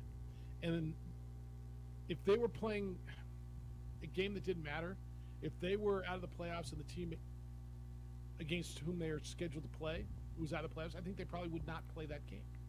But JJ, the Bills are still in contention for the number 1 overall seed, and the team they are scheduled to play, the New England Patriots, are currently holding on, clinging to the final spot in the playoffs, and probably need to win that game to get into the playoffs. So it affects the ramifications of the Bills game affects the Chiefs, the Bills, the Bengals, the Steelers, the Dolphins, and the Patriots, right? Now, all that said, you're going to tell me there's a young man clinging to his life, and you're 100% right, and that's what's got to be important. Will them playing the game affect Damar Hamlin? No, right? The answer is no. But will them playing the game affect them? And I think that's a fair question. I think that's the biggest question mark in this is what happens with Buffalo. The rest of the league, they're moving on. They're focused on their matchups this weekend. There's nothing wrong with that. It's not, something where you should be ashamed of what is happening. I think everyone took it in, is trying to deal with it, is trying to figure things out themselves. But part of their process in this is moving forward with the hope that you keep getting, just enough good news. Damar Hamlin continues to fight his way back through this. Now, I think you bring up the question, and you brought it up earlier, if something terrible were to happen on Friday or Saturday, does that change things? Probably not at that point in time.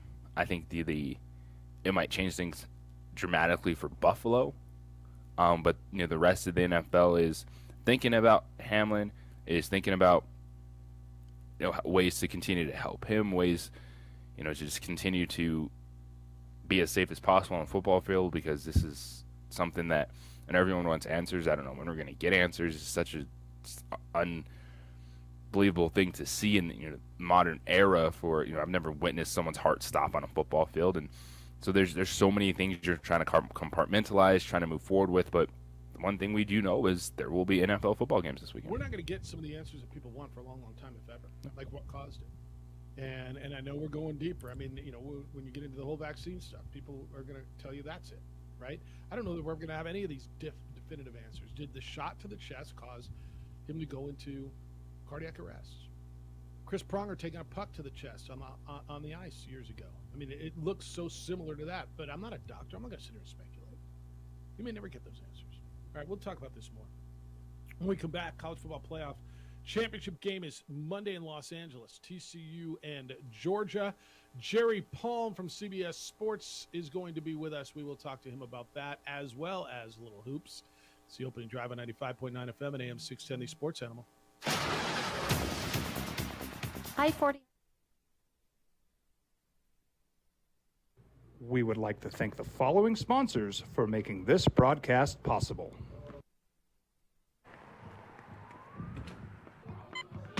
These are more than just the sounds of a safe place to go after school. These are the sounds of interest being ignited and of mentors making an impact.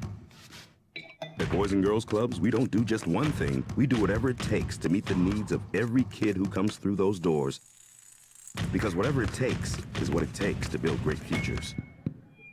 Great futures start here.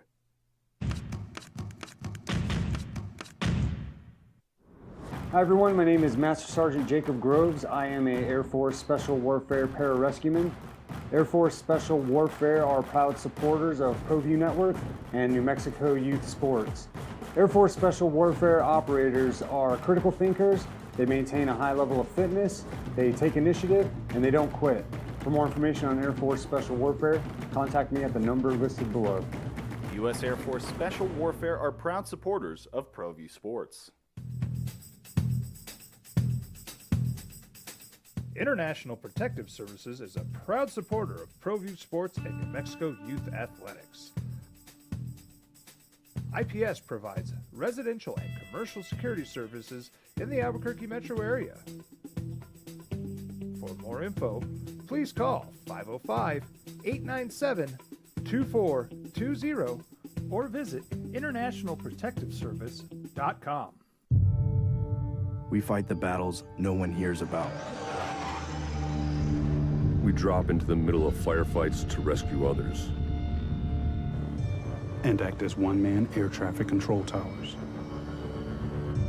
We're the ones who go before all others.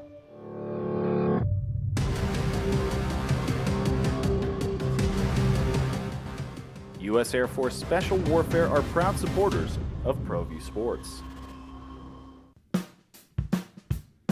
Well, I'm going to the frontier, walking to the cashier, order up a root beer and a number one. Cover it with green stuff, one scoop is not enough. Find a booth is real tough, back by the Duke.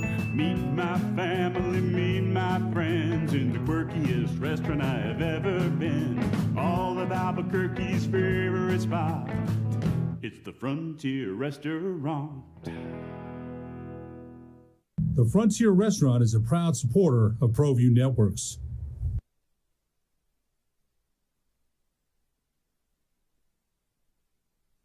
We would like to thank the following sponsors for making this broadcast possible. Hi everyone, my name is Master Sergeant Jacob Groves. I am a Air Force Special Warfare Pararescueman. Air Force Special Warfare are proud supporters of ProView Network and New Mexico Youth Sports. Air Force Special Warfare operators are critical thinkers, they maintain a high level of fitness, they take initiative, and they don't quit. For more information on Air Force Special Warfare, contact me at the number listed below. U.S. Air Force Special Warfare are proud supporters of ProView Sports. These are more than just the sounds of a safe place to go after school.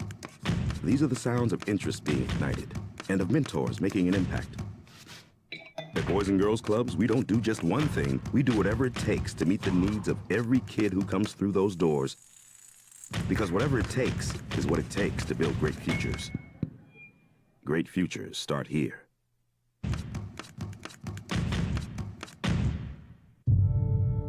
We fight the battles no one hears about. We drop into the middle of firefights to rescue others. And act as one-man air traffic control towers. We're the ones who go before all others.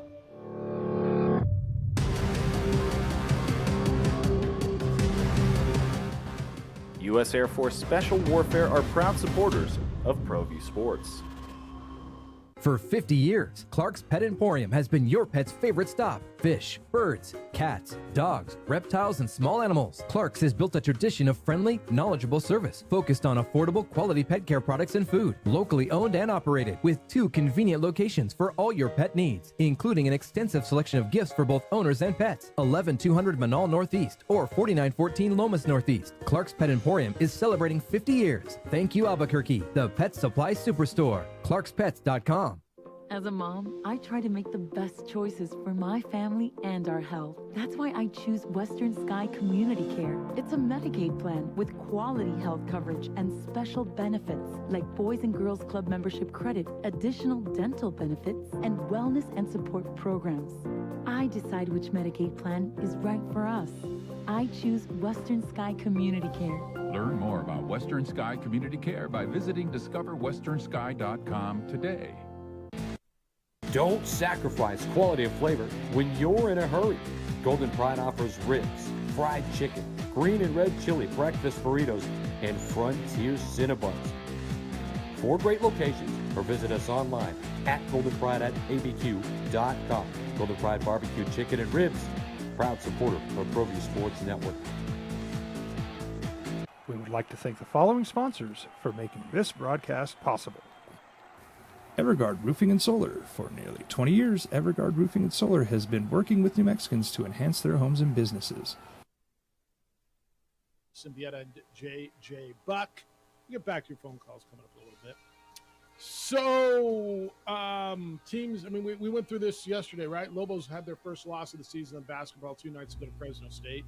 It was rough for you. They were the only undefeated team in America after Purdue lost this weekend and UConn lost, and before that. They were the only undefeated team for about a day? 24 hours? Yeah, about a day. Tough week for Purdue. They lost in basketball by a point to Rutgers, and in their bowl game, the final score 63-7 in the Cheez-It Citrus Bowl. Just want to check in on our good friend Jerry Palm from CBSSports.com. Are you okay? We were worried about you. Sure. Oh, sure. Yeah, I'm fine. You know, we get into this. Well, they tell us don't be fans. You know, we all saw 63-7 coming. Of course, all of our best players, every competent player we had, decided not to play. Did you see 63-7? We had half a coaching staff. I mean, it was just, it was going to be a miracle if it wasn't 63-7. Yeah, it could have been better if Brian Kelly hadn't been such a jerk. You know, he's running flea flickers up 42-0 and emptying his whole bag of tricks. But he waited till they're up 5 touchdowns before he did anything. Jerry, you know as well as I do, those things tend to come back and haunt you. Those things all even out. It might be 15 years down the line, but those things tend to even out. Well, maybe. I hope so. All right. Let's talk football first, and then we'll get into some hoops. That was the best, I mean, this isn't even arguable, the best semifinal day we've ever had in the college football playoff. Oh, yeah. Not even close. Yeah, just fabulous. 2 compelling games. 1 upset. It's kind of hard to classify games as upsets. Not really. You know, when you're talking about the top 4 teams in the country, it's one thing if you had we had a 16-team playoff and one's getting beat by 16 or something. But these were all really good teams. Had 2 combined losses among the 4 of them, and one of those losses was to one of the other teams. So it's just. Those were 4 high-quality teams. They gave us high-quality games. Not a lot of defense, but you have to credit the offenses. I mean, Michigan and Georgia in particular are really good defensive teams, but all four of them are, prolific offensive teams. Ohio State is elite offensive team, and it's, we ended up with a couple of really good games. I felt terrible for the Ohio State kicker. Rarely feel terrible for Ohio State, but it's like, I mean, gosh, it didn't even hit an upright or something. I mean, it looked like something I could have kicked. I could have missed 30 yards left. But yeah, you feel bad because it was such a bad attempt. It wasn't. He's not going to feel better if he was close and missed. He's not feeling better either way. But it's like, gosh, I didn't even give it a chance. Jerry, Michigan, they were sloppy. They turned the football over, but I was just shocked how efficient TCU was able to be offensively in that game. And Michigan goes down. Yeah, you beat Ohio State, but everything that comes from that. As Jim Harbaugh still their coach next year? Yeah, sounds like he's going to be. We get every year as the season ends, and there's always rumors about Jim Harbaugh going back to the NFL, and nothing ever comes of it. I don't even know if there's any discussion. I don't know. Did Denver talk to him? Maybe. I don't know. But he seems happy to be coaching at Michigan. He's got a good thing going. Do you want to take over some lousy NFL team that may not have great personnel department, or some big rebuild just to get back into the NFL? I mean, that's the thing, is that everybody sees the NFL as the end goal, but he's been in the NFL, so it's not like he needs to scratch an itch. What can I do in the NFL? We already know. He already knows. So there's a lot of money Michigan there. is probably still going to be the allure. Well, but Michigan pays them a lot of money too. How much is enough? I don't know. Yeah, so I don't know. I mean, I'm not saying they'll never go back to the NFL. I'm just saying that there may not be an absolutely compelling desire to go back to the NFL. CBSSports.com's Jerry Palm is with us on the opening drive this morning. Well, Jerry, I know we discussed it last week, and you said that Ohio State had the athletes to pressure Georgia defensively. When you look at this game on Monday night, can TCU pick up where Ohio State left off to put that pressure on them? Yeah, I think they can. I mean, I think they showed they can, because Michigan's defense was really good this year. They may not be Georgia's defense, but they were in the top 2 or 3 nationally defensively all season, and TCU lit them up. So, yeah, I expect TCU to be able to have success against Georgia's defense. I expect them to be able to hang around. I think I saw a 2-touchdown line. I don't think it's a 2-touchdown game unless TCU turns the ball over. If TCU can take care of the football, they're going to be in this game 4 quarters. Let me ask you overall on bowl season. I thought, and I asked JJ the other day, and maybe it's just fresh, and I don't know that we always remember this. It felt like one of the best bowl seasons ever. There were good games after good games. Almost all of them were one-possession games. There were a few that got away, but there were so many good games. I think I counted 22 one-possession games out of the 41 bowl. That's really good. I think. Yeah. But yeah, that's a really good number. I did not witness one of those. I was in Orlando for the Purdue game. You should have come to ours, Jerry. Well, you should have come to ours. well, We always have good ones. Yeah, but my son is in the Purdue band, and you didn't have Purdue at your game. Fair so enough. All right, we if should you have had the Purdue band at your game, I would have come. All right, I'll work on that. I'll work on that. That's my bad. But yeah, that's and the band was great. It was the highlight of the day. Which if you're a Purdue fan long enough. See, and I only had one band played at the halftime. highlight of the day. Yeah, and only one the band was terrific. Only one band played at my game at halftime. So see, Really? We made, yeah, one band. They brought Pep Band and didn't want to play at halftime. See, I felt JJ. What did I do? Yeah. I thought it was terrific, and I know we get one more year of this format, and then we'll see what happens. But I just all I know is every game I turned on, I was entertained. Yeah, and there will still be bowl games in the playoff. Yes, there will. Structure. I mean, there will be bowls as part of the playoff structure, but there's still going to be. Yes. We'll still have 40 bowl games as long as you've got, postseason, and ESPN still wants television inventory, and people are watching, so we'll have bowl games. People are watching. All right. Who do you like on Monday? Because Georgia's the easy answer, right? Georgia's really the easy answer. But TCU's, there's something magical about him. Do they have one more left in them? Well, I think they do. I'm still picking Georgia, But I don't know. It's like a 2-touchdown line, and I'm thinking more like 3 points. You know, I'm like 35, 32. I think TCU is in it all the way to the end. But Georgia knows Jerry, how to win this game, and that's why I picked Georgia. Yeah, I think that's fair. Yeah, Jerry, we had a conversation yesterday. I just wanted to get a comment from you, some clarification just quickly about basketball. You know, quadrant wins. Do those change throughout the season? You know, can you have a quad 1 win then become a quad 2 win? On current data. Okay. So if you've got a team that's a quadrant 1 win now or loss, quadrant 1 opponent, later in the season they may be in a different quadrant depending on how they play. So, and here's the reason for that. There are no game time. First of all, generally speaking, game time rankings are stupid and should never be used for anything. And really the only people who care about them are SIDs. And I'm not saying they're stupid, but that's just traditionally what they do. When they talk about wins against ranked opponents, it's where were you ranked when we played you. That's it. That's just ridiculous. The net doesn't even start. It started this year, December 5th. So you wouldn't even have game time rankings for the first month of the season. But you know, as the season plays out, they want to know what this team was after a full season, not what they were after a month. So the net being released now is so that you can kind of follow the ebb and flow of it. But, you know, when the committee's looking in March, they're looking at where are you ranked right now, where are your opponents ranked right now. So just for clarification, in the conversation we had, so when the committee sits in that room in March and they look at New Mexico's resume and says, okay, they played SMU, and SMU might have been a top 50 net ranked. I don't. They probably didn't even have that back when they played them in December. But it doesn't matter what they were then. What is it on that day, March whatever on 10th, March 11th or whatever it is. Whatever it is. Okay, that's that's during the last 4 days of the season when the committee is actually meeting. Yeah. That's when your ranking is matters. All right. And your opponent's ranking matters. Yeah. Give a look. I don't know how much you've seen New Mexico UNLV on Saturday night.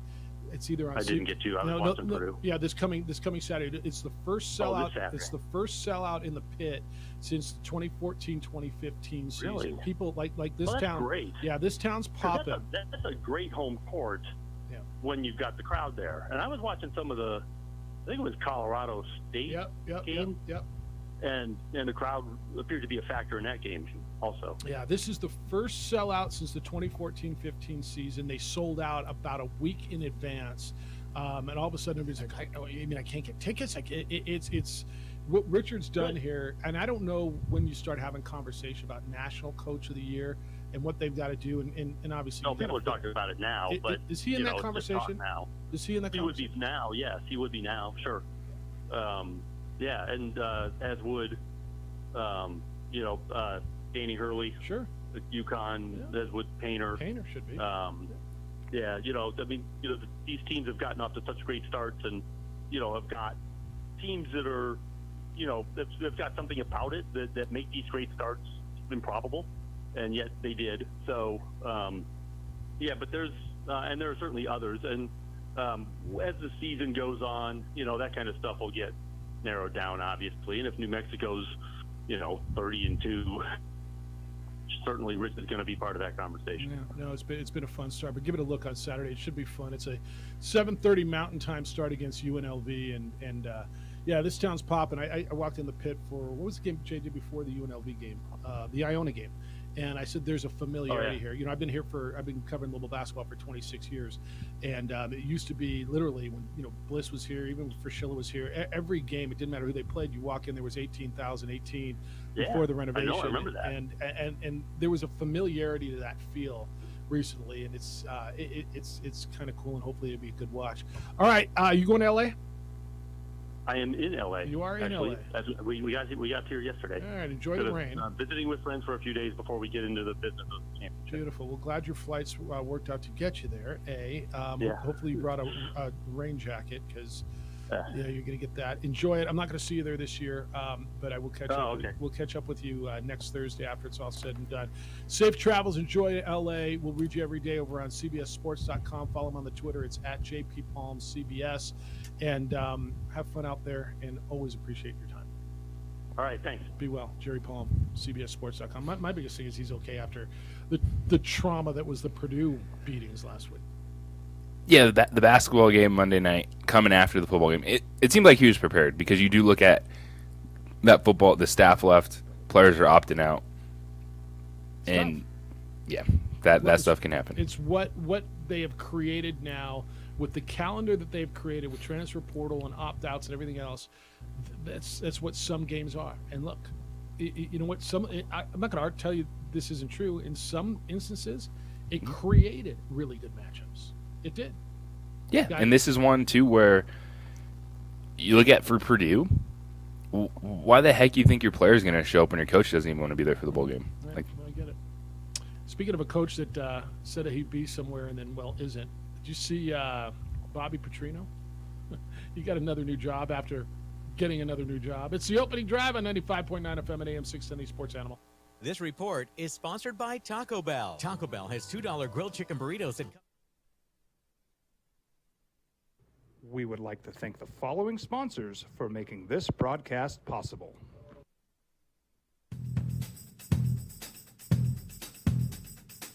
International Protective Services is a proud supporter of ProView Sports and New Mexico Youth Athletics. IPS provides residential and commercial security services in the Albuquerque metro area.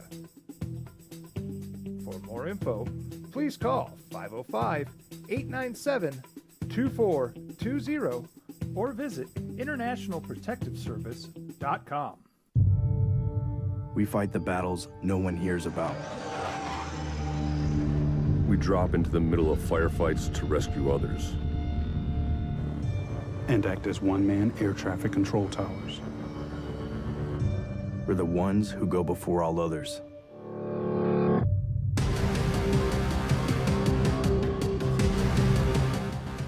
U.S. Air Force Special Warfare are proud supporters of ProView Sports.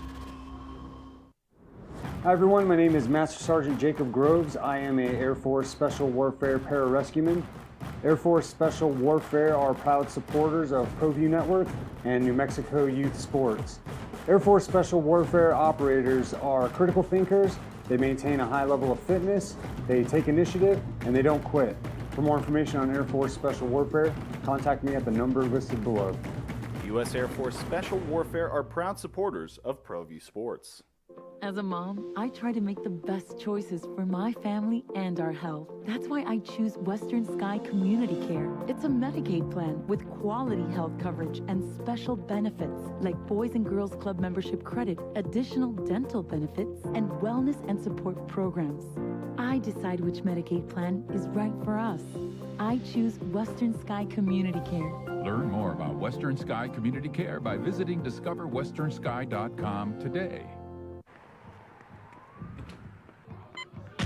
These are more than just the sounds of a safe place to go after school. These are the sounds of interest being ignited and of mentors making an impact.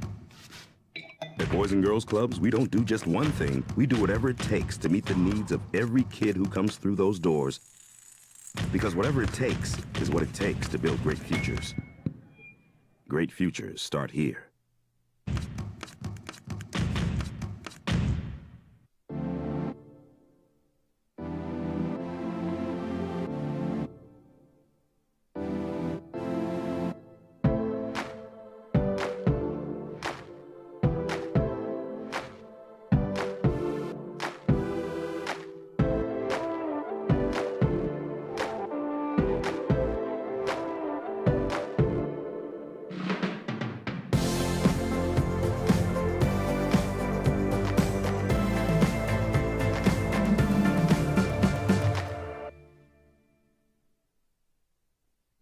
We would like to thank the following sponsors for making this broadcast possible.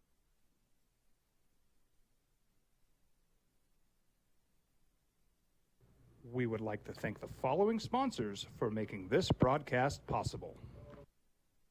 For 50 years, Clark's Pet Emporium has been your pet's favorite stop. Fish, birds, cats, dogs, reptiles, and small animals. Clark's has built a tradition of friendly, knowledgeable service focused on affordable, quality pet care products and food. Locally owned and operated with 2 convenient locations for all your pet needs, including an extensive selection of gifts for both owners and pets. 11200 Manal Northeast or 4914 Lomas Northeast. Clark's Pet Emporium is celebrating 50 years. Thank you, Albuquerque, the Pet Supply Superstore. ClarksPets.com. Dream Style Stucco. Stucco is the way to go. A Southwest tradition, beautiful and durable. The perfect combination. Your favorite color, your favorite texture.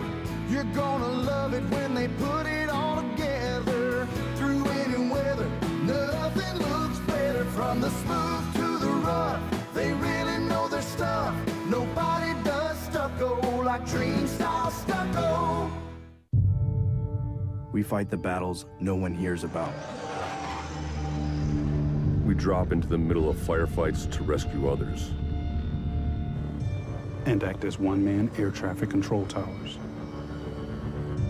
We're the ones who go before all others. FM and AM 610, the sports animal.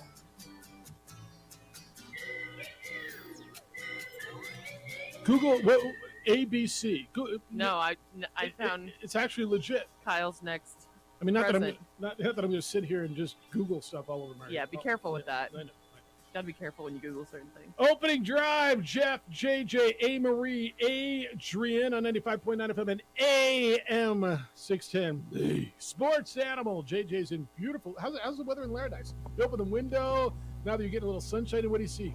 Looking out your window. You see the stadium? What's your view there at the beautiful Hilton Garden Inn? I'm looking at, I don't know what direction that is. It's not at the stadium. So you're looking the other way? You see mountains? See some mountains. It's clear. It's cold. Snow on the ground. It is everything you'd expect when you think about Laramie, Wyoming. Yeah, I think Laramie in Wyoming, whatever language, I think Laramie means really, really cold. Like how is it outside? Oh, it's Laramie. Right? Just clear, cold, and snow. So, and by the way, I freaking love that place. It's beautiful. Go. You should go by. What are you doing today? You got plans up in Laramie? I got stuff for you to do if you want. You can send me a list. No, go see my guy Tim Harkins. He's the SID up there, longtime SID, great dude. Find McKinney. Have Kevin take you down to that bar. Why am I forgetting the name of that bar? And get hammered before the game. No, don't get hammered. Just have one or two. Before his call. Just kidding. Have lunch is what I meant. It's a warmer upper. Yeah, a warmer Warms you upper. up. Yeah. No, you got to go down the little downtown area. Have you like gone down into that? It's like this old Western downtown. It's awesome. It's like a movie set. I've not been that way. Yeah, dude, get out, go rent a bike or something, or Uber. Are there Ubers? A lot of Ubers there?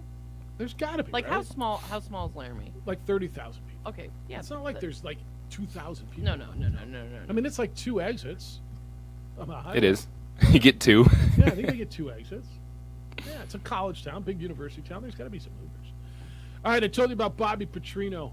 So Texas A&M's finalizing the deal to hire Bobby Petrino. You got a little history with Bobby Petrino? Is that what you were telling me? Yeah, no, he's out. in my family. He's kind of in my family. Yeah. My granddad is his godfather, but my granddad's not with us anymore. But yeah, so he's in my family in that sense. So what does that make him, like your stepbrother, your step he's cousin, nothing. thrice removed? He's just my god cousin. Yeah, sure. I don't think that's such a thing. It is now. God cousin, thrice removed. I know. Yeah. And my granddad passed in 2011, so he's just watching him from above. So they'll have a conversation one day. Yeah, one day. All right, so it was wasn't he just hired like days ago? He was the UNLV offensive coordinator for 2 weeks. Days ago, 2 weeks. UNLV hired Bobby Petrino to be the offensive coordinator, and in this league in the Mountain West, you're going, oh, okay. I see you. Like, there's something going on at UNLV. That's a great hire football-wise. I mean, do what you want to do as far as a human being, but football-wise, you're like, okay. Kind of feels like Chris Beard. How long was Chris Beard the head coach at UNLV? He was never the head coach at UNLV. Well, he never signed a contract there. He was announced and introduced as head coach. But was he introduced? Did he ever have a press conference? I don't think they ever had a press conference. The conference. Regents could never get that contract signed, and so then Texas Tech took it. Bobby Petrino's going to Texas A&M. He's going to take over the play calling duties from Jimbo Fisher. He was most recently the head coach at Missouri State from 2020 through this season. He was the offensive coordinator at UNLV for a week and a half or 2 weeks. That's when Barry Odom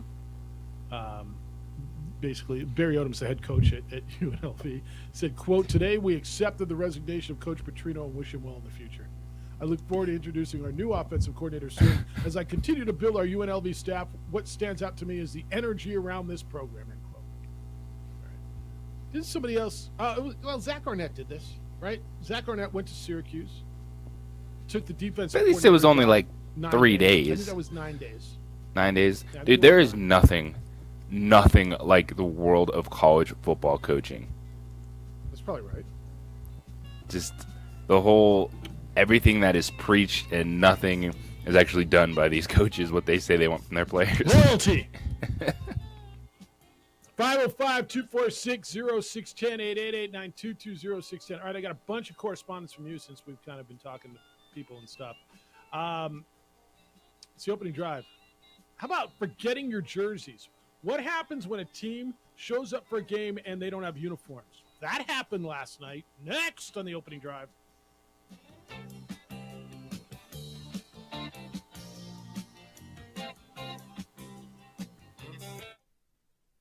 We would like to thank the following sponsors for making this broadcast possible.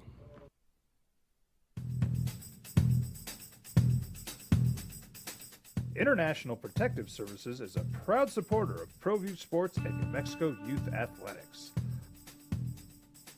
IPS provides residential and commercial security services in the Albuquerque metro area. For more info, please call 505-897-2420 or visit internationalprotectiveservice.com. We fight the battles no one hears about.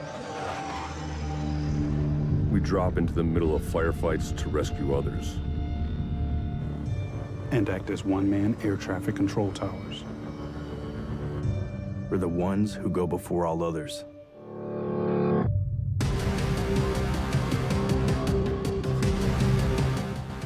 U.S. Air Force Special Warfare are proud supporters of ProView Sports. Hi everyone, my name is Master Sergeant Jacob Groves. I am a Air Force Special Warfare pararescueman. Air Force Special Warfare are proud supporters of ProView Network and New Mexico Youth Sports. Air Force Special Warfare operators are critical thinkers. They maintain a high level of fitness, they take initiative, and they don't quit. For more information on Air Force Special Warfare, contact me at the number listed below. U.S. Air Force Special Warfare are proud supporters of ProView Sports. As a mom, I try to make the best choices for my family and our health. That's why I choose Western Sky Community Care. It's a Medicaid plan with quality health coverage and special benefits like Boys and Girls Club membership credit, additional dental benefits, and wellness and support programs. I decide which Medicaid plan is right for us. I choose Western Sky Community Care. Learn more about Western Sky Community Care by visiting discoverwesternsky.com today. These are more than just the sounds of a safe place to go after school. These are the sounds of interest being ignited and of mentors making an impact. At Boys and Girls Clubs, we don't do just one thing. We do whatever it takes to meet the needs of every kid who comes through those doors. Because whatever it takes is what it takes to build great futures. Great futures start here.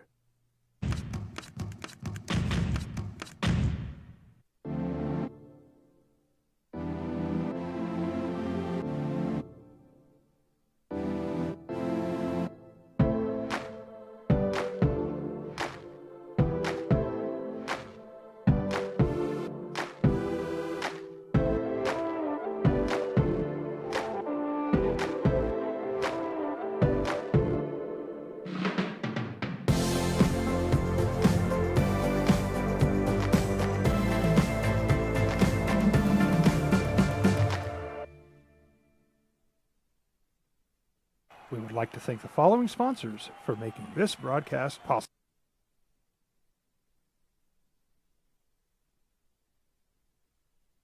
We would like to thank the following sponsors for making this broadcast possible.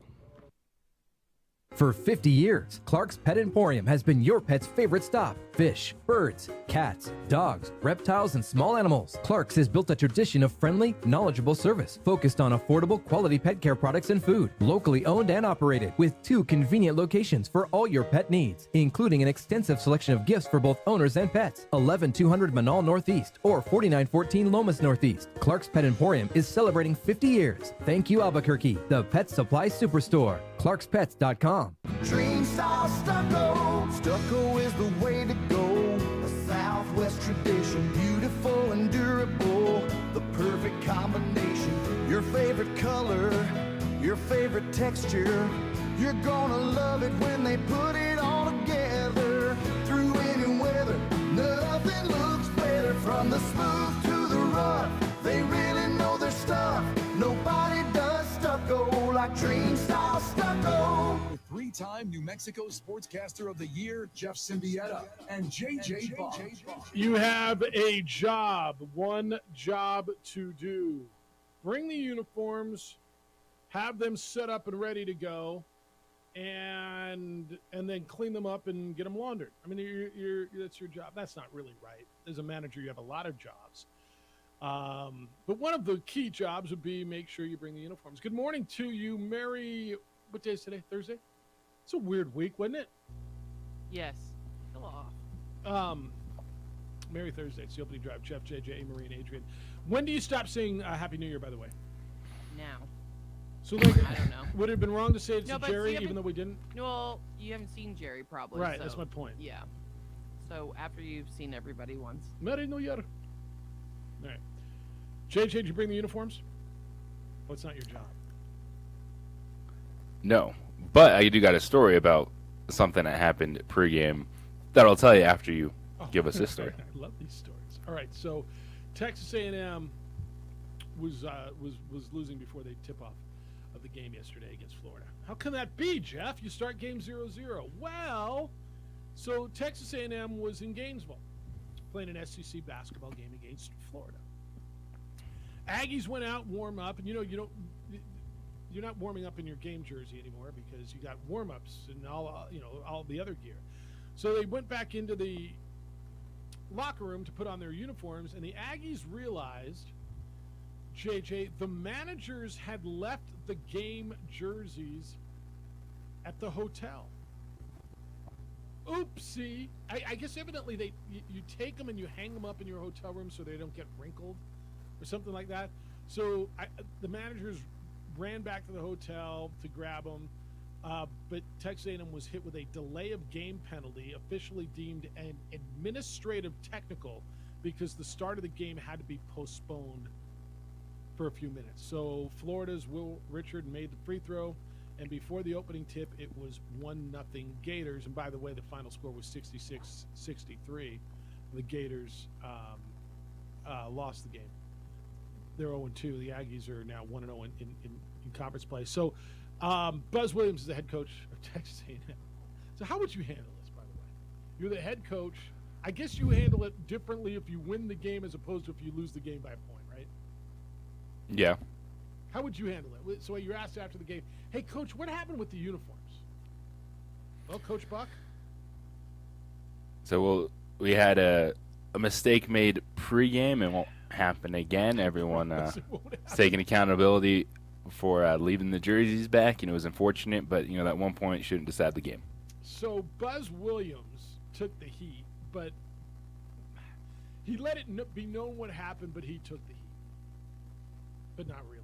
Quote from the head coach, I forgot the jerseys in my hotel room. That's probably the right way to say it because I used to be a manager. If that would have happened, my head coach would have stuck up for me. You don't want the jerseys to get wrinkled, so you hang them in my room. And I just forgot to put them on the bus. It's my fault, and it won't happen again. End quote. Honestly, I'm not a big Buzz Williams fan, I don't think, but I don't know how you handle that any better than that.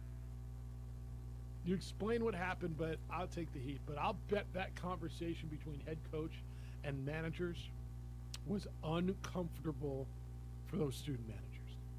It's a tough gig. Yeah, it's just heart just sinks at that point in time. If you're one of those managers and everything you do, you're hustling the bags back and forth all day long, shoot around the practice back, and you make that mistake, and it's unfortunate, but 1 point. It's 1 point. What's your story? Because I hadn't heard something like this. It's been a long time since I've heard something like this. Well, it wasn't Jersey related, but it happened at Nicholls State this season. Lobos started the game up 1-0 before tip-off. And so apparently Nicholls State is having timing and clock issues where pregame a buzzer is not sounding when it needs to be, to alert the teams to go back to the locker room. And for some reason they don't do it manually or haven't decided to fix it because it's Nicholls State and they don't have enough people to do that. So every home game this season, the opponent is shooting a technical free throw before tip-off. Every game? Yeah. Wait, explain this to me again. Because they don't have someone to hit the buzzer to remind teams to leave the court? Yeah, they're having issues with pregame timing and a buzzer not going off when it should be. So instead of finding like some poor student to sit there and like hit a buzzer, they just let it go and the opponent's shooting a technical free throw before the game. I never heard anything like that in my life. So they're down 1-0 every night. Yes. You would think they would find a sports management student or a custodian or a manager, right, to stand there and, hey, at this time, hit the buzzer. That's all it is, just somebody hit the buzzer? Yeah, it's just a clock issue they were having pregame that they have not gotten fixed at this point in time because I guess it's not in the budget. Wow. All right. So, I mean, somebody's always got it tougher than you do. Is that the moral of the story? I mean, as bad as you think you've got it, somebody's always got it worse? Yes. Who's got it worse than us? Somebody. I'll tell you that right now. All right. Wow. That one I've not heard. 505-246-0610, 888-922-0610. Mud says, I think the Lobos bounce back and win all the games in the pit the rest of the way unless you're praying for a loss again. JJ, you praying for a loss?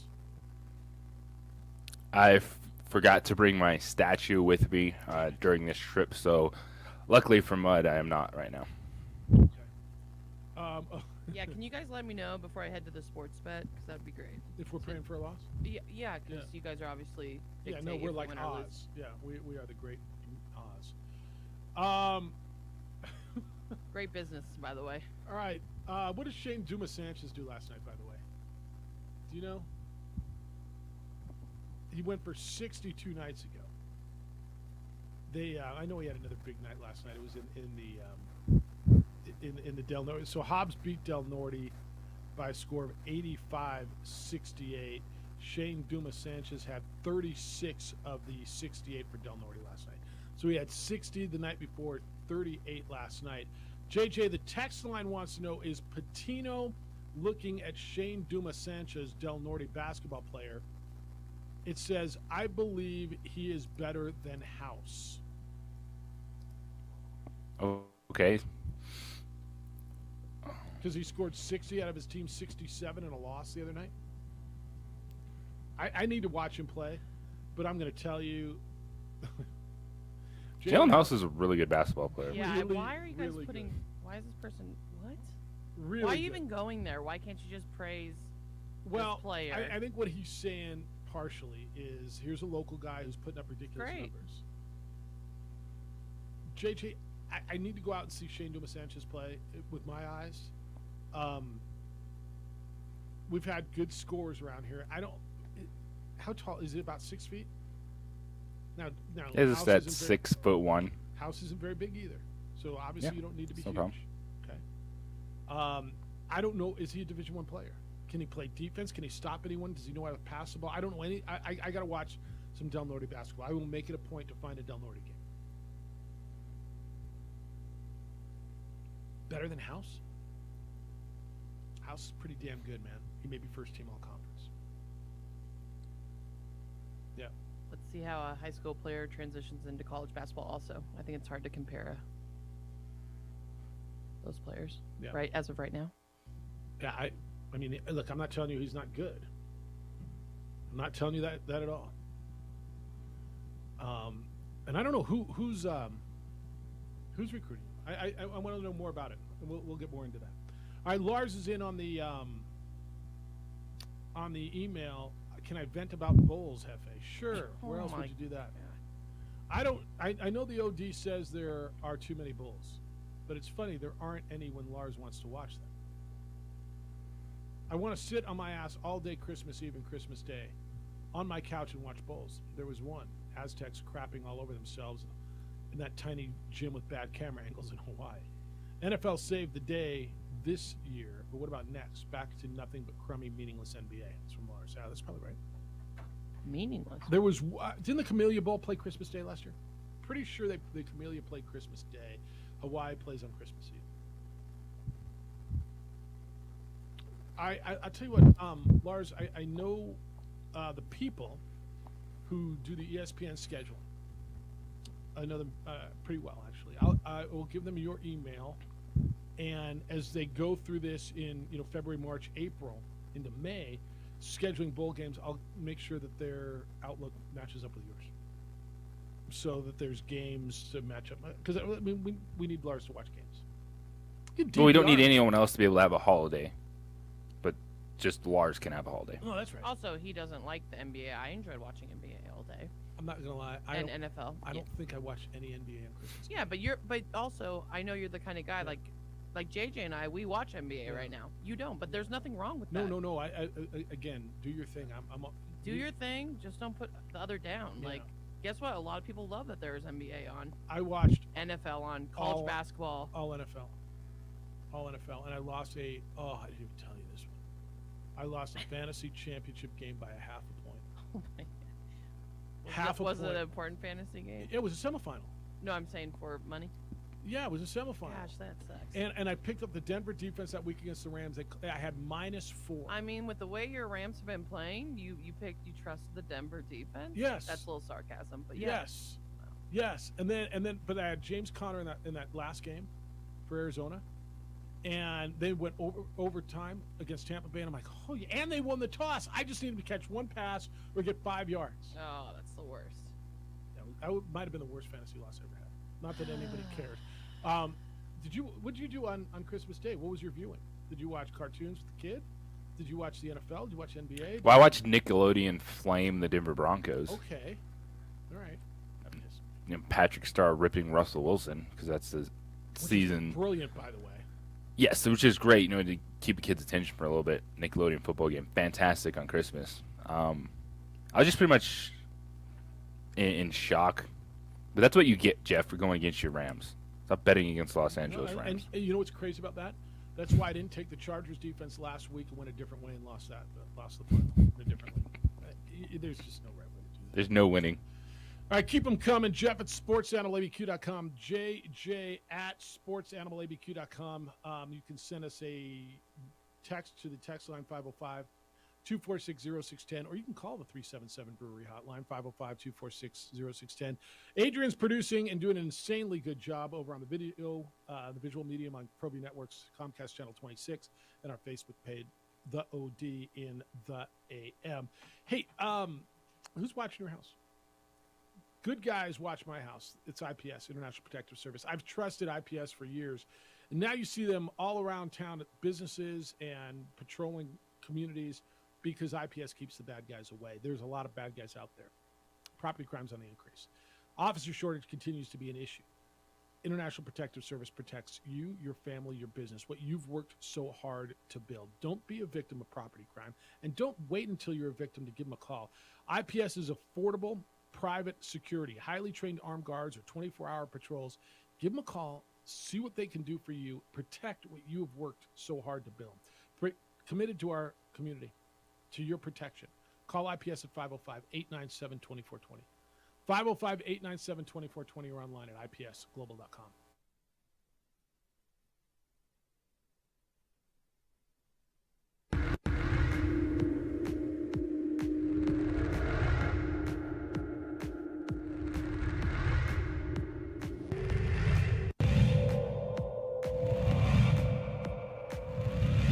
Young, here's one up off the rim. Jarek Dudahl with that shot, and Mask underneath. defense is not there in time. Good move by Justin Mass. Well, first.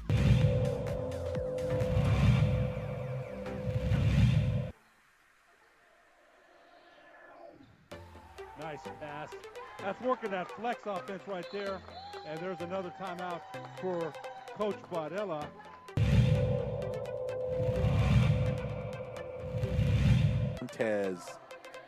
Montez scans the scene, finds the corner, shot is up. Ooh, there's another one. Aris, that's 9 for Aris as she's hit.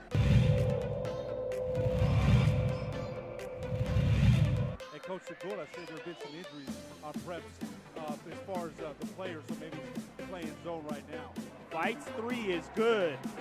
Jackson Fight knocks it down for the left side, from the left side for the Sun Devils. They lead by 10. They're playing.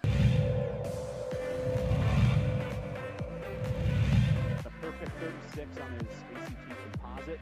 Big 3! Buried in by Dylan McCleskey.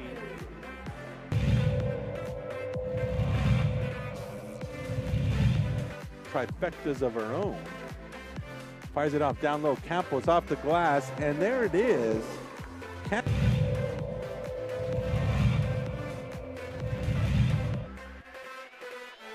Quick this shot. They got a shot up with 5 seconds. Transition 3's up, and it's hit at the buzzer by Ian Hoinsberg. Picture perfect execution. Ball that hit the ground in 5 seconds.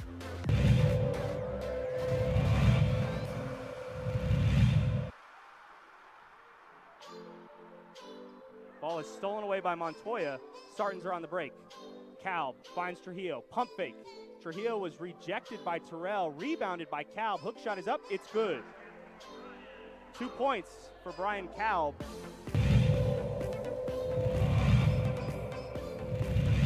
Go one-on-one, and this is good things usually happen. Oh, great. H.A. Rivera with...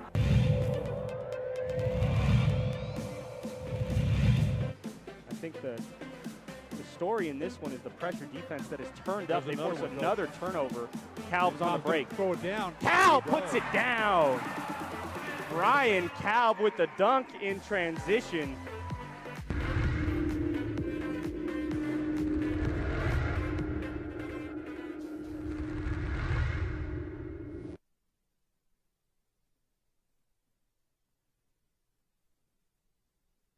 We would like to thank the following sponsors for making this broadcast possible.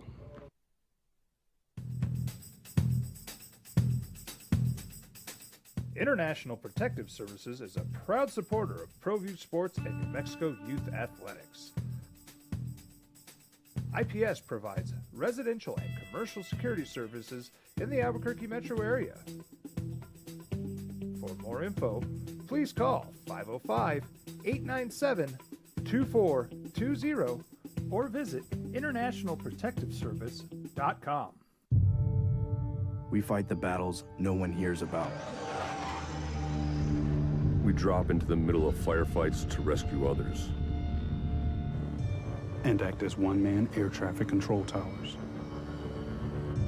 We're the ones who go before all others.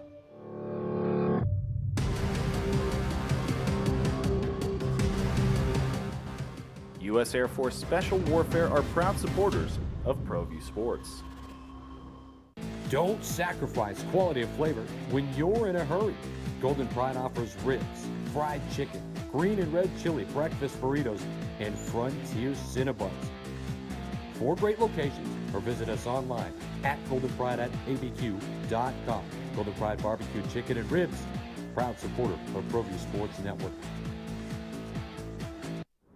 Hi everyone, my name is... All right, we got some first world problems too. Opening drive, Jeff, JJ, A-Marie, Adrian.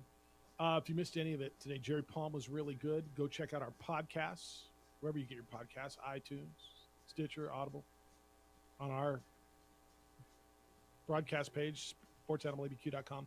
Jerry was very good today. I thought some of the content that we've had over the last couple of days, if you want to hear some of the callers on situation with DeMar Hamlin, you can go back and listen to it. It's available every day, sportsanimalabq.com, on iTunes, Stitcher, Audible, the opening drive. Go ahead and listen to some of that. We got a first world problem. Les wants to know how does he get tickets for the Oral Roberts game? It's Monday's game. He says, if you remember during football, Jeff, I told the story of trying a technique I perfected over the decades. Rush into the far less busy Popejoy box office right before tip.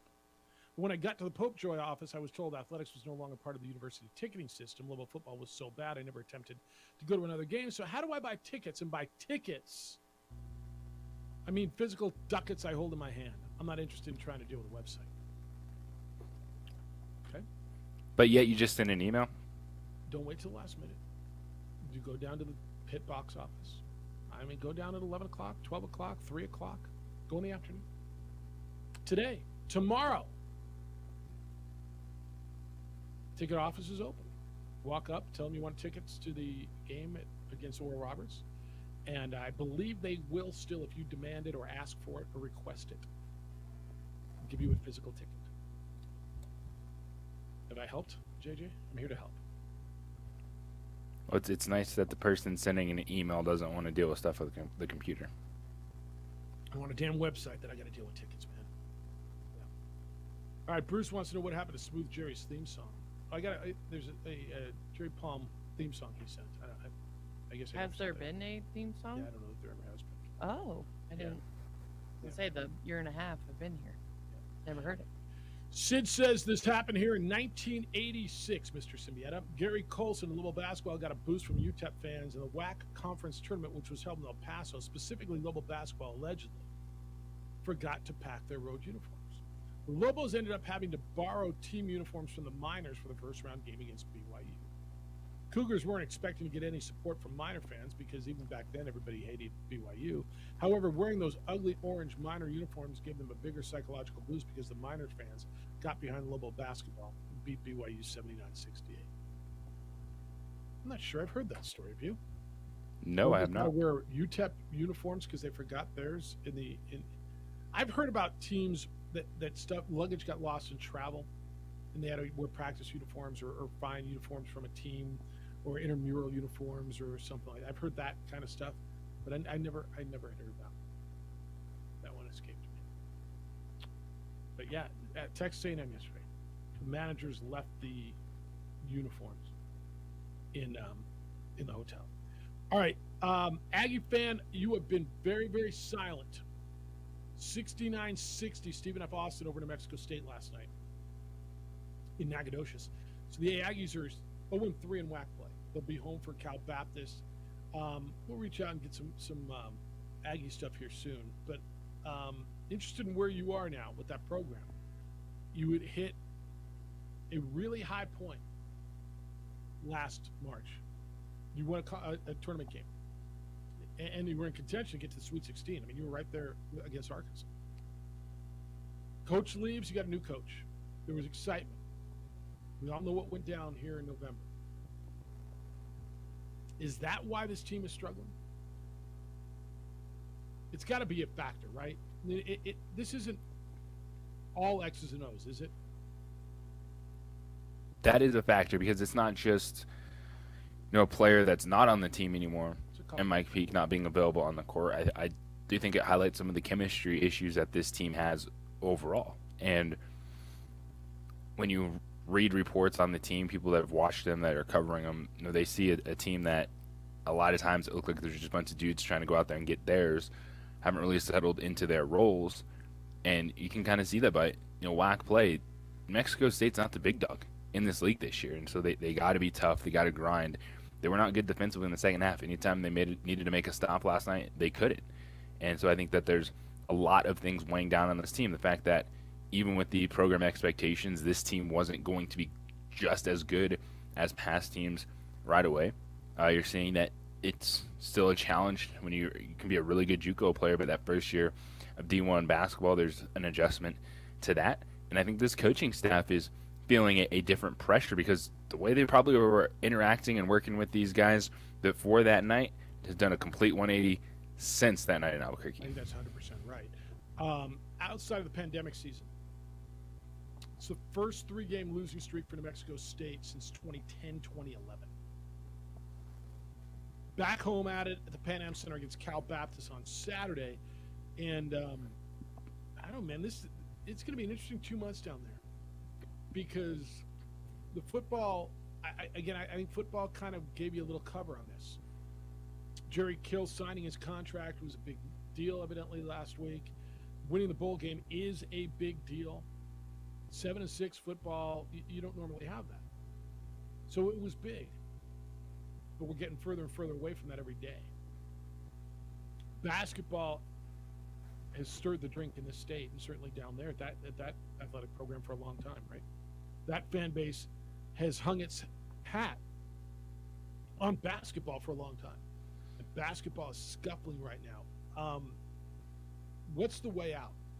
And I'm not going to tell you I've watched enough Aggie basketball over the last couple of weeks to sit here and be able to analyze it enough. And I will over the next few. I'll watch more.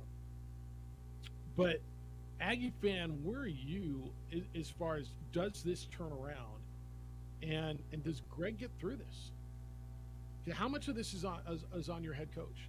Greg Heier said after the game, nobody in that locker room has given up and no one in that locker room is going to give up. Okay. I'm not going to blame the whole thing on Greg Heier. I know some of you want to say there was no discipline and those guys got out because be careful. All right? Student athletes sneak out after curfew way more than you want to think. In way more programs than you might want to think. In way closer to home programs than you may want to think. Yeah, but it's also when it's almost probably over half your roster, you got an issue, man. You got an issue. Especially when it became this. You got an issue. Yeah.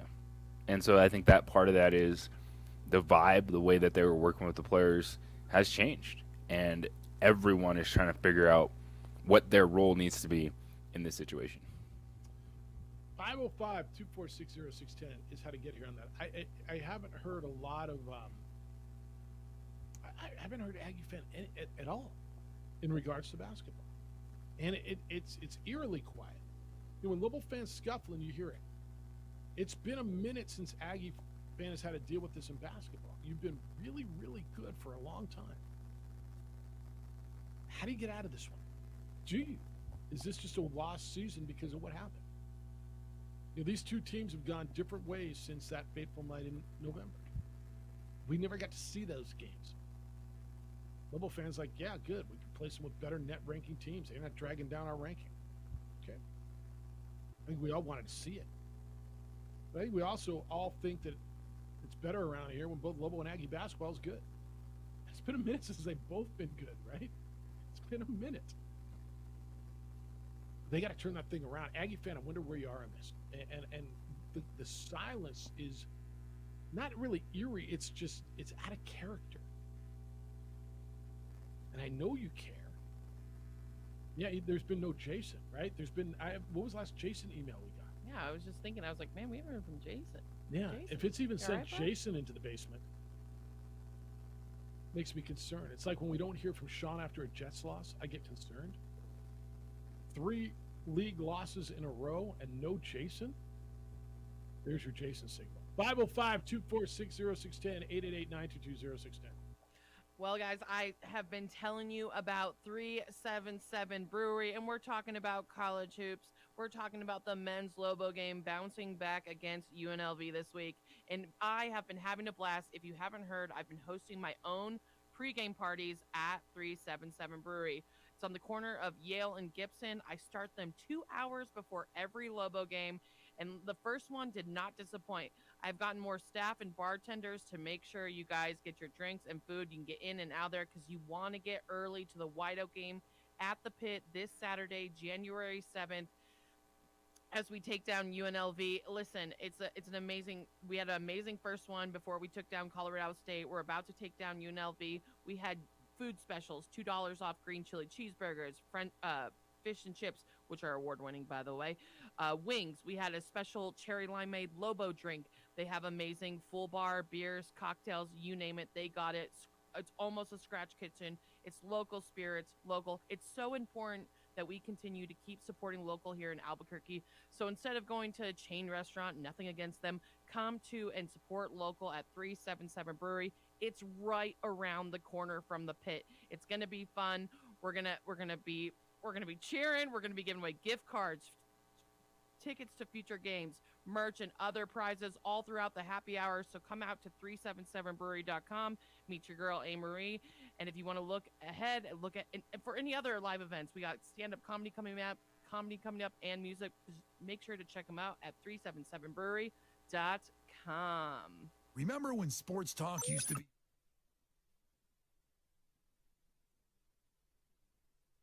We would like to thank the following sponsors for making this broadcast possible.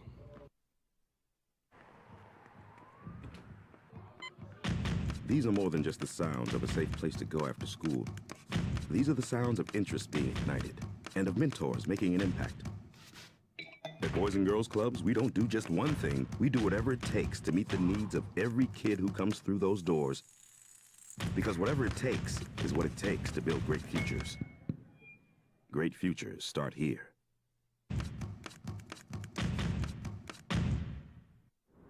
Hi everyone, my name is Master Sergeant Jacob Groves. I am a Air Force Special Warfare Pararescueman.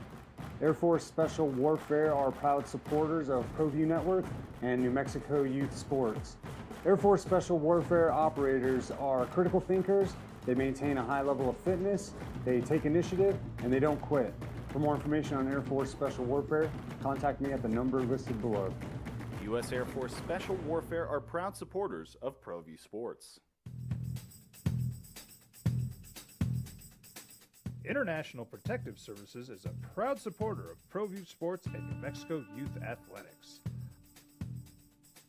IPS provides residential and commercial security services in the Albuquerque metro area. For more info, please call 505-897-2420 or visit internationalprotectiveservice.com. We fight the battles no one hears about.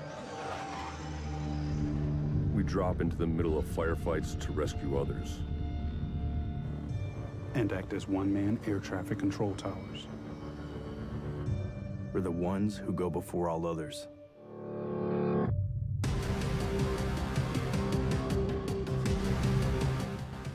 U.S. Air Force Special Warfare are proud supporters of ProView Sports. The Sports Animal.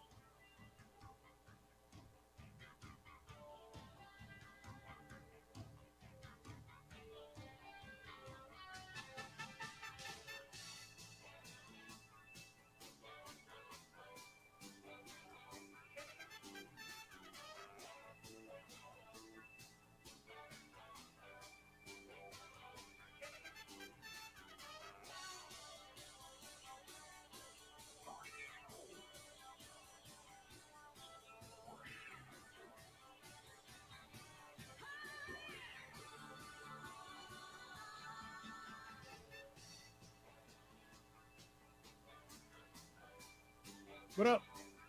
I didn't see JJ, and you're like, wait, where are you? I was at a big meeting. Big meeting. 505-246-0610. Good day to you. Latest on DeMar Hamlin is pretty much the same on DeMar Hamlin, although, actually, that's not right. Actually, let me give you some good news. It just came down a little bit. This is actually encouraging. Per the physicians caring for DeMar Hamlin at the University of Cincinnati Medical Center, DeMar has shown remarkable improvement over the past 24 hours while still critically ill. He has demonstrated that he appears to be neurologically intact. His lungs continue to heal and he is making steady progress. We are grateful for the love and support we have received. That is the statement from the Buffalo Bills. Came out a short while ago. So, remarkable improvement. You guys, I don't know what more, well, yeah, I guess you could have heard he's up and bouncing around. But realistically, as good of news coming out of Cincinnati as probably you could have heard, huh? It's fantastic to have this news that he's progressing, he's taking a step forward. This is what you want to see in this situation for him, for his family, and it's great news. DeMar's agency released a statement calling it substantial improvement. So there you go. So we've had a lot of conversation this morning. Can you talk football JJ, you and I, all the time, when we have discussions, conversations, even arguments, we always agree that more than one thing can be true at a time, right? Yes. In this situation, more than one issue can be relevant. Now, look, every one of us is going to sit here and agree that the utmost of import is Damar Hamlin. But there are other issues that have to be addressed at some point, and I think that point is here. What about football? Does the show go on? When and how does the show go on? Should games be played this weekend? Who will play? What if the Buffalo Bills don't play? Now, I'm going to guess, and this is a guess, and it's an educated guess based on the things that the Bills have said, JJ, that the news that we just got this morning, that there has been substantial or significant, remarkable improvement, is going to not alleviate, but somewhat ease the Buffalo Bills' minds and allow them to get to the point where they may play football games. It definitely helps ease some of that burden that's on the team. I think at this point in time, if Buffalo didn't want to play, they would have made that known. By now, right? By now. Sitting here Thursday morning, approaching noon on the East Coast. Like, if the Bills were not in a mindset to think about adjusting to a football game this weekend, I think they would have let that be known. I think the league would have listened to the players, would have listened to the team representatives at this point in time, and that has not been stated as what other teams want to do or Buffalo. And there's a balance to this, and you want to be respectful, but you also, even in that process, you have to make a decision. And Buffalo hasn't said they don't want to play football. They haven't addressed it. So you got to believe, sitting here on a Thursday looking ahead at Week 18 games, that they're going to play along with everyone else. And now that Bengals game, it's a no contest. Like, I think that's right. I think that's the best decision to go with. I don't think pushing everything back a week just to play the Buffalo-Cincinnati game makes sense right now. I think Cincinnati's okay with that, and the other teams will deal with it. Like, this situation happened. You know what's unfair? It's unfair that the dude's fighting for his life, not that your seating might be affected one or two spots. I'm going to go back, and I'll double down on what I said the morning after, when everybody said that game's got to be made up, and they've got to play that game. And my answer was they don't. Why do they have to play that game? Well, Jeff, because you can give me every reason you got, and the reason that they put that game off was the bigger reason. Will it be competitively unbalanced? Yes. To your point, you used the word unfair. Will it be unfair? Sure. The reality is that game may or may not have decided the number one seed. Kansas City's probably going to get the number one seed now. Those two teams will be in the playoffs. The seeding will go. You'll go by winning percentage. Those two teams will move on and proceed accordingly. It sucks. Everything about the situation sucks. What sucks way more is there's a 24-year-old man in the hospital fighting for his life, and everybody who cares about him and loves him, and even people who didn't even know him, had to sit there and watch it happen. That sucks way more than a football game wasn't played. So to your point, no, the game didn't have to be played. Would it have been better, more perfect, competitively? Sure. But sometimes it doesn't work that way. Sometimes it is imperfect, and sometimes there is no one to blame. You can sit there and complain the NFL should have done this and they've got to do this. Sometimes bleep happens. And that's what's going on here. Now, as for moving forward, there are way more ramifications if they don't play games this week. It feels like they're trending in the direction of playing with remarkable progress, remarkable improvement overnight for Damar Hamlin, which is just this insanely good news. Like, I mean, it gives you a tingle. It looks like they're going to move forward because you've got a lot of teams impacted on games this week.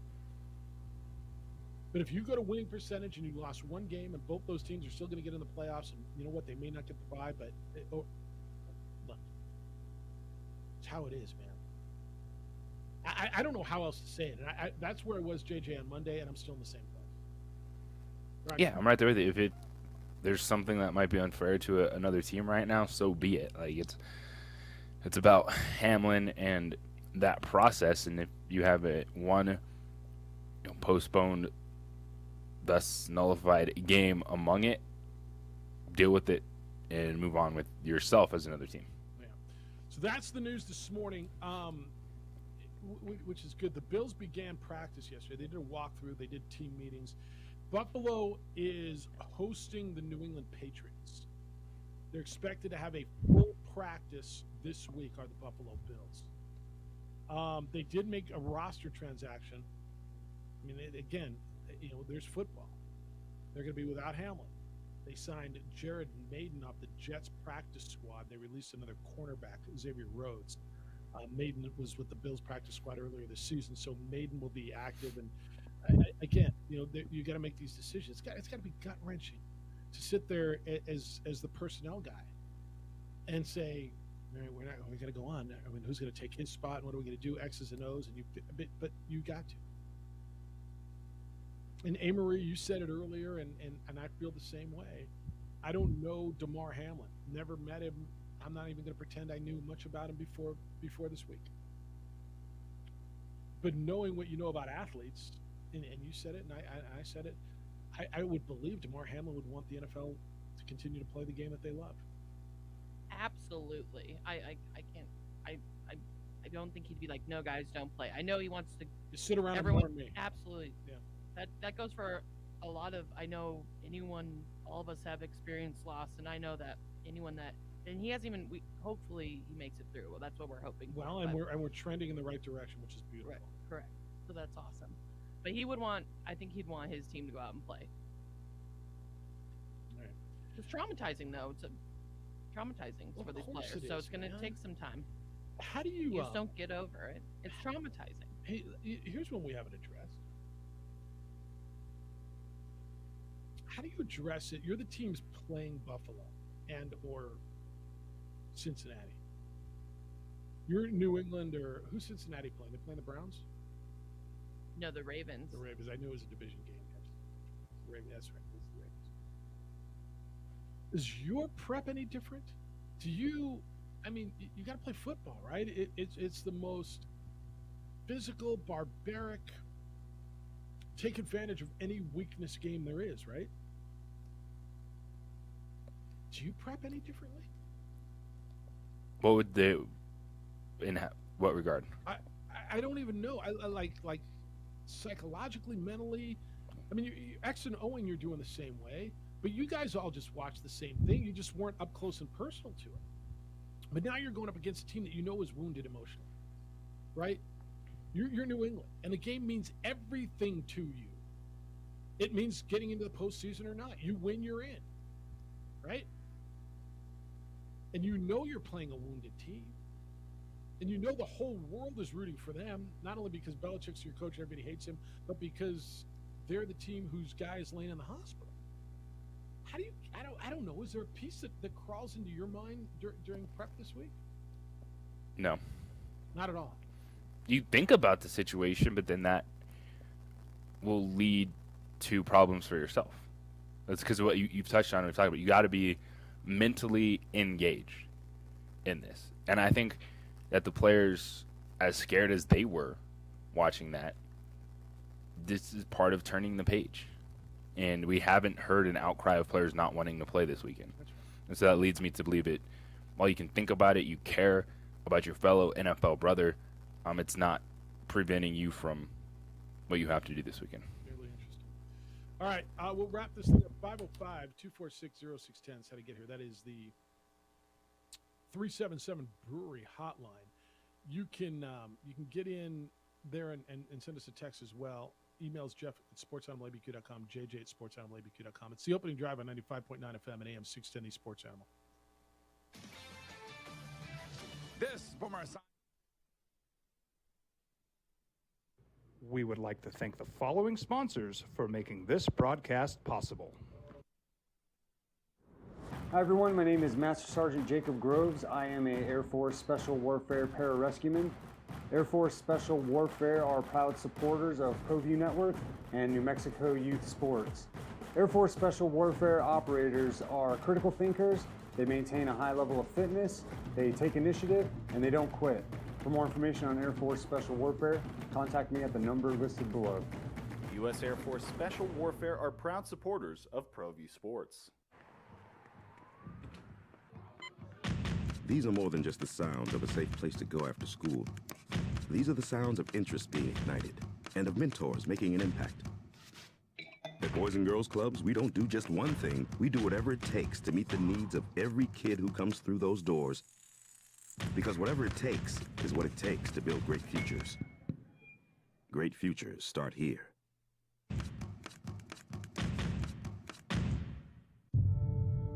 We fight the battles no one hears about. We drop into the middle of firefights to rescue others. And act as one-man air traffic control towers. We're the ones who go before all others.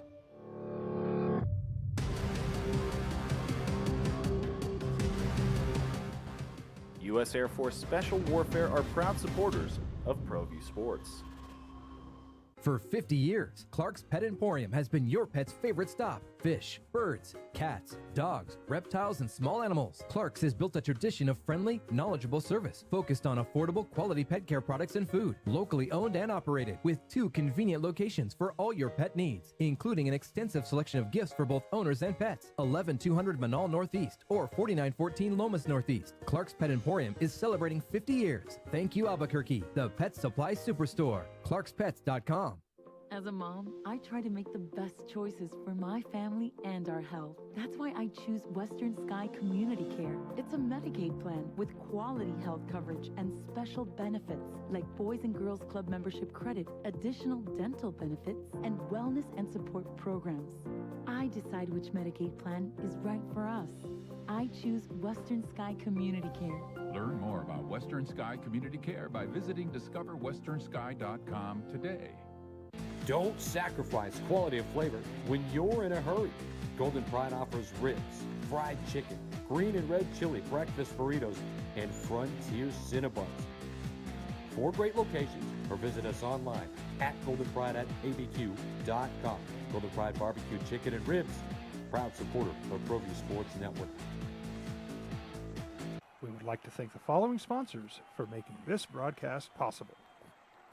Everguard Roofing and Solar. For nearly 20 years, Everguard Roofing and Solar has been working with New Mexicans to enhance their homes and businesses. And closer to sellout day at the pit. 7:30 start Saturday night. Lobo men's basketball against UNLV. It's sold out. Get there early. That means don't get there 15 minutes before and think you're just going to cruise through. There will gates open at 6, 7:30 start. They've got the security measures in place, parking, all that. Just get there early. There'll be lines to get a beer and popcorn and all your stuff. And they're asking you to wear white. It is a white out. Then Monday, the game against Oral Roberts. That game is also expected to be a big crowd. And get there early. So, that's what I got for you. You get Lobo women's basketball tonight. JJ's up in beautiful Laradice, Wyoming. 6 o'clock pregame, 6:30 tip-off. Lobos and Cowgirls. You'll hear that right here on the Sports Channel. Big one for the ladies, a big road trip for the ladies as you go to Laradice and then down to Fort Collins. Yeah, always a tough road trip. Colorado State's good basketball team. Wyoming very comparable to New Mexico. When you look at the matchup across the board, player-wise, should be a tight one. These teams split. Last year they won on each other's home courts. And I'm expecting a really fun game tonight, though. Lobo Hobo says, I guess there's a diaper drive, too, going on. You're asked to bring diapers on Saturday. Lobo Hobo says, Lobo basketball diaper drive. Jeff, are they going to give them all the house for when he cries to the refs? Boy, Lobo Hobo does not like Jalen House. I think he's been great. He's the most dynamic player we've had around here since who? Give me someone. Who's been more dynamic? He's more dynamic than Kendall Williams was. Give me someone. He's Great kid, too. more so than Tony Snell was on as a and off Lobo. the court. Who do you got? Exactly. There's not many that's been like him. Exactly. I mean, you can go back to Ruben Douglas, man. You know, and that was on a bad team. You can go back to J.R. Giddens a little bit, right? I mean, Jalen's been terrific. Yeah, he's emotional. Does he talk to the refs a little bit? Yeah, he does. The leader. 14-1. He's pretty damn good. Glenn says, best opening drive call of 2023 so far, Jeff. Forget about Jason and Jerome. I haven't heard Jason or Jerome. Was it Crushed who suggested we bring back Stigwood for a Lobo basketball postgame call and celebration? If Lobo basketball tanks next season, then we can go back to nothing. But for now, it would be nice to discuss a big win against UNLV right after it happens. All right. Hey, Marie, you want that show? I mean, I'm giving away shows. I appreciate the opportunity. What if but they I'm did good. it at 377 and you got to have a few and take Lobo basketball calls? I mean, yeah, obviously I'll do it 377. What if they did that? JJ, you need another job? Yeah, JJ, you want? We can have a post-game party as well. Yeah, you want another job? That doesn't sound too bad. At 377 back as opposed to where you were? JJ, you would love the nachos there. Yeah. Mud says if Buffalo wants to sit out the playoffs, that's their right, but the NFL will go on with the playoffs and the Super Bowl. Deaths happen every day and life is still going on. Hamlin would want them to continue. Absolutely. There's a lot in that little statement. I mean, there is. There's a lot in that little statement. First of all, I've never heard Buffalo once say they want to sit out the playoffs. No. They don't. I haven't. It's just a lot to take in 4 days. 3 days. I know people like immediate answers, but let's just chill. Well, I love how people outside the situation too can tell you how to react. Yeah, don't make it about you either. I I don't like when they make it about themselves too. I'm like, stop it. You know how people always say, "Get over it. You should be over it by now." We Right? also don't know. None of us know what's going on in the locker room. None of us know what's really going on. At some point, you have to get past it. At some point, you're right. I don't know whether you get over it. I don't even know what that means.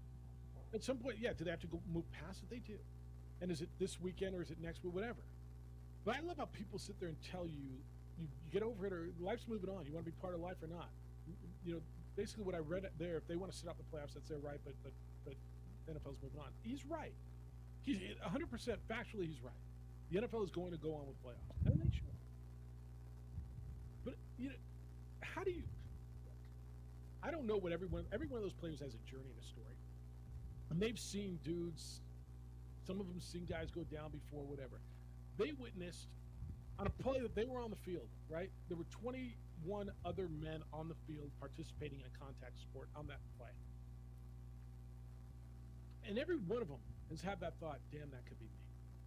Absolutely. Every one of them had that thought. And they're watching a dude whose heart is stopped, who they were just lined up against or with, having CPR administered to save his life. And with all due respect, to sit there wherever you are and say, get over it, and that's kind of what that says to me. I'm not sure you have that right. Now, to say factually, the NFL is going to move on with or without them, yeah, you're right.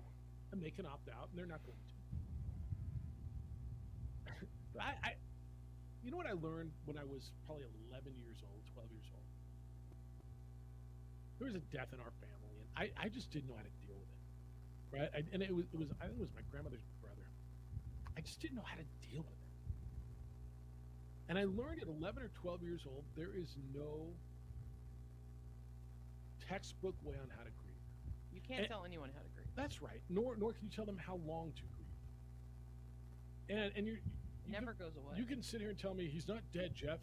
That's fine. But what they just witnessed is insanely traumatic. Yes. And you work through trauma. And you grieve and you deal with trauma, and the only right way is your way. The only right way and the only right time frame is yours. There's no textbook on it. Nobody gets to tell you how long to be upset or grieve a loved one or deal with a traumatic incident like this. And for us to sit here detached by miles in television, to tell anyone who was on that field how they should react and when they should react that way, I'm not sure any of us have that right. Now, again, JJ, he's right. The NFL is going to go on. The games are going to happen. The playoffs are going to happen with or without the Bills. The Bills are going to play. To tell anyone how they should feel and when they should feel that way, I find that to be beyond insensitive. Yeah, that's a mindset of a lot of people. You don't care. Like, it's a game, you want to watch football, you move on, you see people get injured, and it's on to the next thing. And I think that there's an element where it's not that the NFL doesn't care. For everyone else, it's on to the next thing. I think there was a big question specifically for the Buffalo Bills. If this weekend, I don't think they've ever said they're not going to play in the playoffs, but of what they're going to do this weekend, and we get to this point, there hasn't been a message from Buffalo, hasn't been a strong message from players not wanting to play the game this weekend, and thus that's where we take the next step. I mean, I don't know what more to say, right?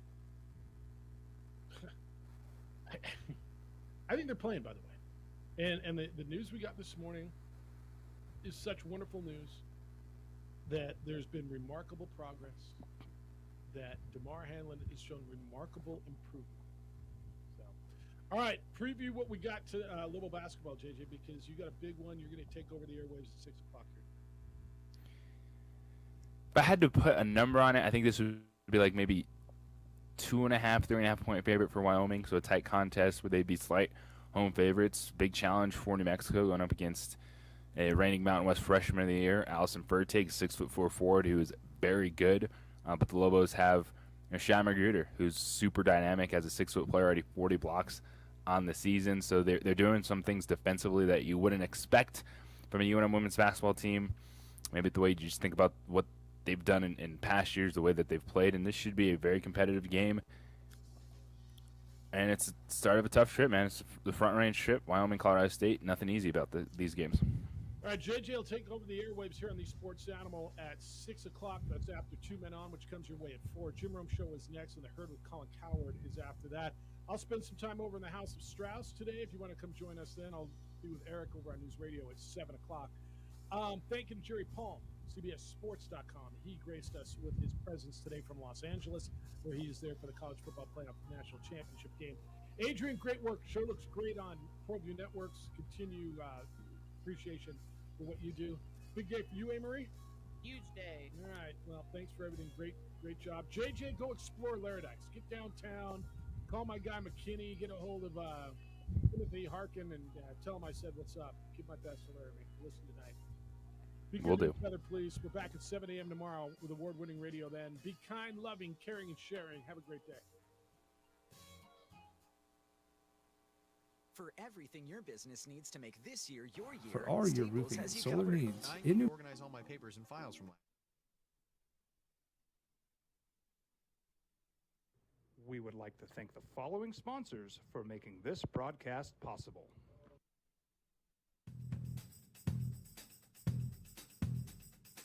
International Protective Services is a proud supporter of ProView Sports and New Mexico Youth Athletics.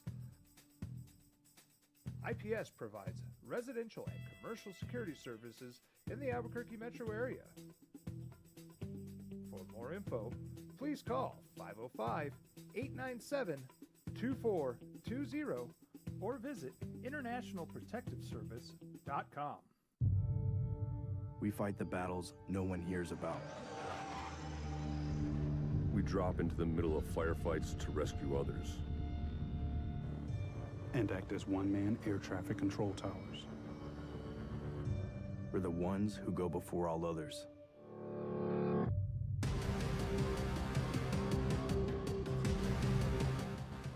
U.S. Air Force Special Warfare are proud supporters of ProView Sports. Hi everyone, my name is Master Sergeant Jacob Groves. I am a Air Force Special Warfare pararescueman. Air Force Special Warfare are proud supporters of ProView Network and New Mexico Youth Sports. Air Force Special Warfare operators are critical thinkers. They maintain a high level of fitness, they take initiative, and they don't quit. For more information on Air Force Special Warfare, contact me at the number listed below. U.S. Air Force Special Warfare are proud supporters of ProView Sports. As a mom, I try to make the best choices for my family and our health. That's why I choose Western Sky Community Care. It's a Medicaid plan with quality health coverage and special benefits like Boys and Girls Club membership credit, additional dental benefits, and wellness and support programs. I decide which Medicaid plan is right for us. I choose Western Sky Community Care. Learn more about Western Sky Community Care by visiting discoverwesternsky.com today. These are more than just the sounds of a safe place to go after school. These are the sounds of interest being ignited and of mentors making an impact. At Boys and Girls Clubs, we don't do just one thing. We do whatever it takes to meet the needs of every kid who comes through those doors. Because whatever it takes is what it takes to build great futures. Great futures start here. For 50 years, Clark's Pet Emporium has been your pet's favorite stop. Fish, birds, cats, dogs, reptiles, and small animals. Clark's has built a tradition of friendly, knowledgeable service focused on affordable, quality pet care products and food. Locally owned and operated with 2 convenient locations for all your pet needs, including an extensive selection of gifts for both owners and pets. 11200 Manal Northeast or 4914 Lomas Northeast. Clark's Pet Emporium is celebrating 50 years. Thank you, Albuquerque, the pet supply superstore. ClarksPets.com.